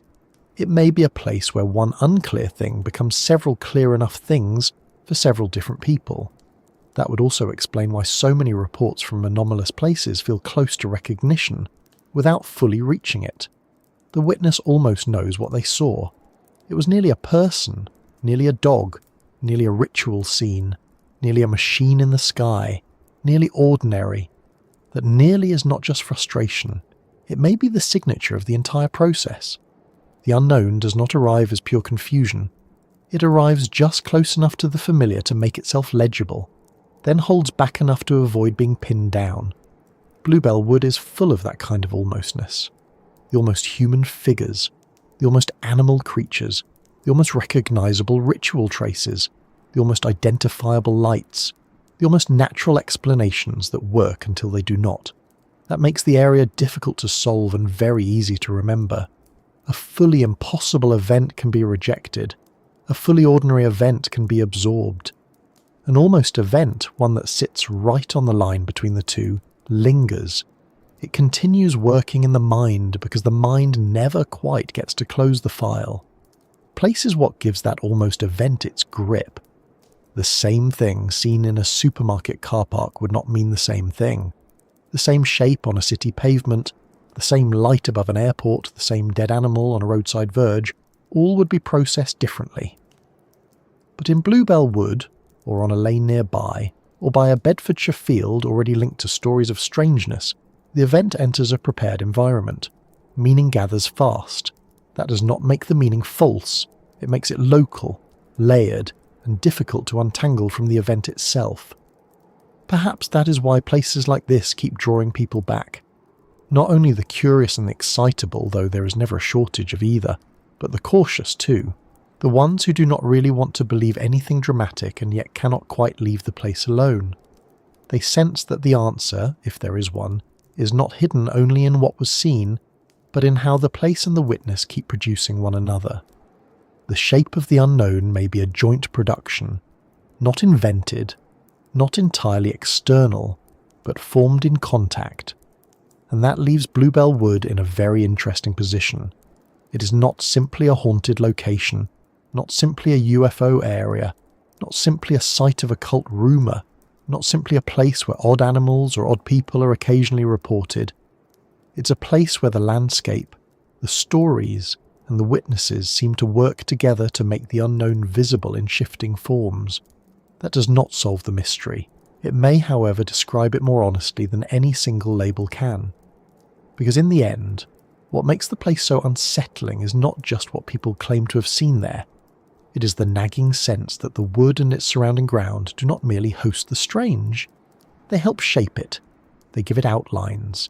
They let it borrow local fear, local folklore, local weather, local silence, and local expectation, until it can step into view for a moment wearing a form just familiar enough to be remembered and just wrong enough to remain unresolved. And once one begins to see Bluebell Wood that way, the final step in the journey is not really about proving one theory over another. It is about sitting with what remains after all the labels have had their turn, the place, the witness, the changing faces of the unknown, the strange fact that a quiet piece of Bedfordshire countryside can keep pressing itself into memory as though, for all its ordinary trees and paths and fields, it has been looking back at people for much longer than people have been looking into it. And so, after all the lights over fields, the figures near the paths, the animals found in troubling silence, the traces in the trees, and the creatures glimpsed where the eye never quite gets a fair look, we come back to the simplest part of the whole story. A wood, a name on a map, a patch of Bedfordshire countryside that, by all ordinary standards, should be able to keep to itself. That may be the most unsettling thing about Bluebell Wood in the end. It does not look like a place that should carry this much unease. It does not sound like it should. It is not introduced to the world as some vast forbidden landscape. It does not arrive with crumbling castles, black cliffs, or the sort of scenery that begs for dramatic music the moment someone opens a gate. It is just one of those places that ought to remain local, manageable and easy to pass by without a second thought. And yet, places like this are often where the strongest strangeness gathers. Not because they announce themselves loudly, but because they do not. That is what makes the pattern around Bluebell Wood so difficult to shake off. If all of this had unfolded in a place already famous for legend, people would have an easier time filing it away. They would say the stories grew there because stories always grow there. But when a relatively ordinary stretch of land keeps producing reports that do not sit comfortably in one category, and when those reports persist in local memory long after the first excitement has faded, then the land begins to feel less like the backdrop and more like part of the subject. And perhaps that is the right place to finish. Not with a grand answer, because Bluebell Wood does not offer one. Not with a neat declaration that everything can be traced to cult activity, or misidentified animals, or local hoaxes, or visiting craft from somewhere beyond the stars. All of those explanations may carry pieces of the truth in individual cases, Some probably do. But the larger pattern seems to resist any one of them becoming king of the hill. The wood keeps refusing to stay solved. That refusal matters. A place that cannot be reduced easily tends to linger in the mind longer than a place that frightens cleanly. Clean fear is easier to process. A dangerous person in the woods is frightening, but the fear has a shape. A known predator is frightening, but the fear has a name. Even a hard fact, unpleasant as it may be, gives the mind something solid to hold. Bluebell Wood does not often offer that comfort. Instead, it leaves people with partial things. A sound that seemed wrong, a light that behaved badly, a figure seen in the wrong place, an animal found under the wrong conditions, a symbol that may have meant something, or may have only wanted to look as if it did. The witness is left holding fragments, and the fragments do not fit together well enough to calm anyone down. Still, when one steps back, the fragments do begin to form a shape. Not a final picture, but a shape. A place where the unknown seems to appear in changing forms. A place where human beings repeatedly encounter something that touches fear, attention, and memory in a very specific way. A place where reports that should, on paper, belong to separate mysteries instead begin to feel like variations on the same problem. That is why the theory of high strangeness suits Bluebell Wood so well. Not because it explains everything, but because it explains why the usual explanations keep arriving one at a time and leaving with their collars slightly loosened. There is a certain honesty in that. Some places are solved too quickly simply because people cannot tolerate not knowing what they are dealing with. They would rather choose the wrong certainty than sit with the right uncertainty. Bluebell Wood asks for more patience than that. It asks for the kind of attention that admits when a case is partly ordinary, partly human, partly distorted by fear, and still not exhausted by those facts. It asks for the kind of attention that can say, yes, many things are missing in the dark, and still notice that some places gather too many difficult sightings to be dismissed as nothing more than nerves and hedges. That may be why stories like these remain so compelling, especially in quiet counties and quiet landscapes. The unexplained feels different when it happens close to the habits of ordinary life. A myth in a remote wilderness can remain a myth at a distance. A strange report from a place where people drive, walk, gossip, work and grow used to the land becomes hard to keep at arm's length. The mystery gets muddy boots on. It stands by a gate. It turns up beyond a field. It appears not in the far reaches of the unknown world, but where the known world ought to have had better control over itself. Bluebell Wood has exactly that quality.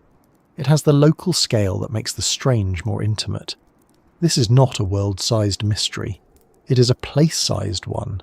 That means every report carries the weight of familiarity. Someone knew the road. Someone knew the field. Someone knew what usually lived there and what usually did not. Someone knew what the place felt like on ordinary evenings and recognised, in a way they may not have been able to prove, that on one particular evening it did not feel ordinary at all. That distinction is often more important than people admit. Witnesses are not always experts in the unexplained, but they are often experts in their own environment. They know when a place has shifted, and Bluebell Wood seems to shift. Not all the time. Perhaps that is part of its hold over people. If it were always strange, it would become predictable in its own way. But reports like these are powerful because they emerge against a background of normality. Daylight passes over the same paths and trees. The county continues being itself. People carry on. Then, under certain conditions, or in certain moods, or at certain hours, the familiar arrangement no longer holds. The wood does not visibly transform into anything dramatic. It just stops feeling fully trustworthy. And in that changed feeling, the reports begin. The light overhead, the figure in the trees, the creature crossing the edge of the field, the sense of something happening just out of sight, the sense, perhaps strongest of all, that the witness is not alone in their attention. That feeling has haunted this entire journey. Not simply fear, but reciprocity. The idea that a person can go looking at a place and for one unpleasant moment feel that the place is looking back. It is a very old fear, and not an irrational one. human beings are built to scan for watchers. We want to know when something else in the environment has noticed us. Usually that instinct is practical. A person, an animal, a vehicle, something visible and ordinary. In places of high strangeness, that instinct seems to stay active even when the object behind it remains uncertain. The witness feels observed before the observer can be named. Bluebell Wood seems to produce that sensation again and again. It is tempting to dismiss that as imagination, but imagination alone is too weak an explanation for how stubbornly such places cling to memory. A purely invented fright can fade once daylight returns and common sense sits down beside it. But the experiences tied to places like this often survive daylight rather well, not because they become clearer, but because they remain unresolved. The witness may spend years half doubting themselves and half doubting the world that allowed the event in the first place. That is a different kind of memory from a simple scare. It is not just a bad night. It is a structural irritation in reality, a moment that refused to file properly. The more one considers Bluebell Wood in that light, the less useful it becomes to talk about whether it is haunted, infested, cursed, or any other word that suggests a single stable condition. The wood may not be any one thing. It may be better understood as a meeting point, a place where local history, local rumour, human expectation, environmental conditions and genuinely anomalous experience all seem to tangle themselves together. That tangle is messy. It does not provide headlines that satisfy everyone. But it may be truer to the witness experience than any clean label, and perhaps this is where the quieter meaning of the whole subject begins to show itself. Stories like these are not only about the unknown outside us, they're also about the limits of the ordinary maps we use to move through the world. We like to think we know what a wood is. We like to think we know how to sort sky from ground, animal from apparition, prank from omen, memory from event. Most of the time, those distinctions are enough. Then somewhere like Bluebell Wood appears in the conversation and demonstrates, politely but firmly, that there are places where those lines stop behaving as expected. That does not have to drive a person into wild belief. It can simply make them more careful, more open to patterns that do not obey familiar boundaries, more willing to admit that witness testimony, though imperfect, may still be pointing towards something real, even when it struggles to decide what kind of real it encountered. More willing to let a place remain difficult. There is value in that, especially now, when every mystery is expected to announce its answer in one sentence or be thrown out as not worth the bother. Bluebell Wood is worth the bother precisely because it does not cooperate. It asks the listener to hold several uncomfortable ideas at once, that some reports may have ordinary causes and still belong to a genuinely unusual cluster, that human beings can misperceive things and still stumble upon real anomalies, that local stories can shape witness experience without reducing the whole matter to storytelling. That place itself can become part of the event, that the unknown may not appear in one consistent form because consistency may not be part of its nature at all. If there is one lesson here, it may be that people often look for the unexplained as though it ought to present itself with excellent manners and stable outlines. Bluebell Wood suggests the opposite. The unexplained may be nearer, rougher and more changeable than that. It may arrive in fragments. It may choose forms that fit the place, and the witness just well enough to be seen, then pull away before the mind can finish the job. It may leave a light one week and a figure another. It may pass through silence, animal life, rumour and memory without ever announcing which part was the real event and which part was only the shape it borrowed on the way through. That makes the wood hard to forget. It also makes it strangely human to think about. Not because the mystery is human in source, though some pieces surely are, but because so much of the story rests on ordinary people, noticing that something in an ordinary place did not feel right. A walker, a driver, a local, someone who was not trying to become part of a legend and would probably have preferred not to be. Thank you very much. Those are often the most compelling witnesses, not because they are infallible, but because they had no particular reason to want the world to become odd around them. And yet around places like Bluebell Wood it does, not in a constant blaze, not in a way that offers easy documentation or obliges every visitor with a personal sighting. More in the way damp gathers in a house that looks perfectly respectable from the street, quietly, repeatedly, in patches, here one season, there another, and never in quite the same shape twice. Enough to be doubted, enough to be noticed, enough to make the sensible locals lower their voices and say that, no, they would rather not go that way after dark if it is all the same to you. That local caution is often one of the most revealing parts of any mystery. People who live near a place do not always need a theory. They are often content with a rule. Don't go there too late. Don't cut through there alone. Don't follow lights. Don't linger if the place goes too quiet. Those rules may come from nothing more than accumulated nerves, but even accumulated nerves have a history. They usually gather because enough small incidents have convinced people that a place is not worth arguing with. Bluebell Wood seems to be exactly that sort of place, not dramatic enough to force belief, not empty enough to invite dismissal, a place of repeated friction between the ordinary world and something that keeps slipping loose from it. Whether that something is external, psychological, symbolic, environmental, or some blend of all four is still open to argument. The wood has not settled the matter, and likely will not. But it has done something else, which may be more important.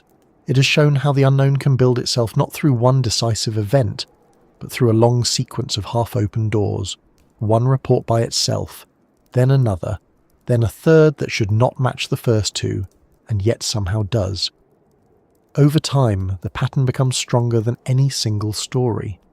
The wood stops being the site of one mystery and becomes the site of an argument about what mystery itself looks like when it takes root in a real landscape. That is why Bluebell Wood matters beyond its own local borders. It is not only a strange place, it is a good example of how places become strange. And once a place has become strange in that deeper sense, it tends to remain so, even if no new report arrives for a while, even if every path looks harmless in daylight, even if the flowers return, the birds behave, and the county gets on with its business. The stories are already in the ground by then. The memory of attention is there. The witness accounts have changed the place for everyone who hears them. Not because everyone now believes in exactly the same thing, but because the wood has been granted a second life, one that runs alongside its ordinary existence. There is the physical Bluebell Wood, and there is the remembered Bluebell Wood, the one that lingers a little longer in the mind than any sensible patch of countryside ought to. That remembered place is where high strangeness thrives, not just in the event, but in the afterlife of the event, in retelling, in caution, in revisiting, in the half-joking way people mention it and then stop joking quite so much, in the way one local anecdote reaches out and catches another until a network forms, in the way the place acquires density without ever needing a final explanation to support it. That may be why the best way to think about Bluebell Wood is not as a solved case waiting for the right detective, but as an active conversation between land and witness that has been going on for longer than any single account can contain. And so we end where we ought to end, not with certainty, but with the place itself, a wood. Trees standing where they have long stood, paths worn by ordinary feet, fields nearby, roads beyond, weather moving through. The kind of setting a person could easily pass on a mild afternoon and think nothing of. Yet somewhere inside that ordinary arrangement, report after report has found a foothold. Strange signs, broken animals, lights overhead, figures where no one should be, creatures at the edge of sight, and behind all of them, the same quiet suggestion that the place does not merely hold stories, it participates in them. That is enough to make a wood memorable. It is also enough, perhaps, to make one a little more cautious about dismissing the strange simply because it appears in too many forms. Bluebell Wood may never offer the convenience of one answer, but it offers something else, something in some ways more valuable, A chance to see how the unknown behaves when it is rooted in place, filtered through people and allowed to keep its changing face instead of being forced too early into a single mask. Life beyond seen has always been about that kind of careful attention, the kind that does not rush to fill every silence, does not flatten every witness, and does not pretend that mystery becomes less real just because it remains difficult.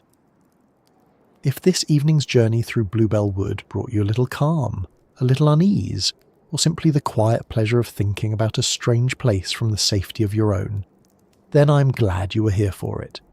And if you've enjoyed wandering through these stories with me, do leave a like, subscribe, and keep this quiet corner company. It helps this channel find more listeners who are happy to sit with questions a little longer before demanding answers. For now, though, the path can rest. The lights have gone from the fields, the figures have slipped back between the trees.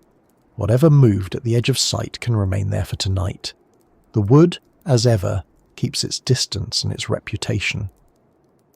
And somewhere in Bedfordshire, under the dark line of branches and the slow-turning sky, Bluebell Wood remains what it has become in story and memory alike. A place that seems ordinary until it doesn't.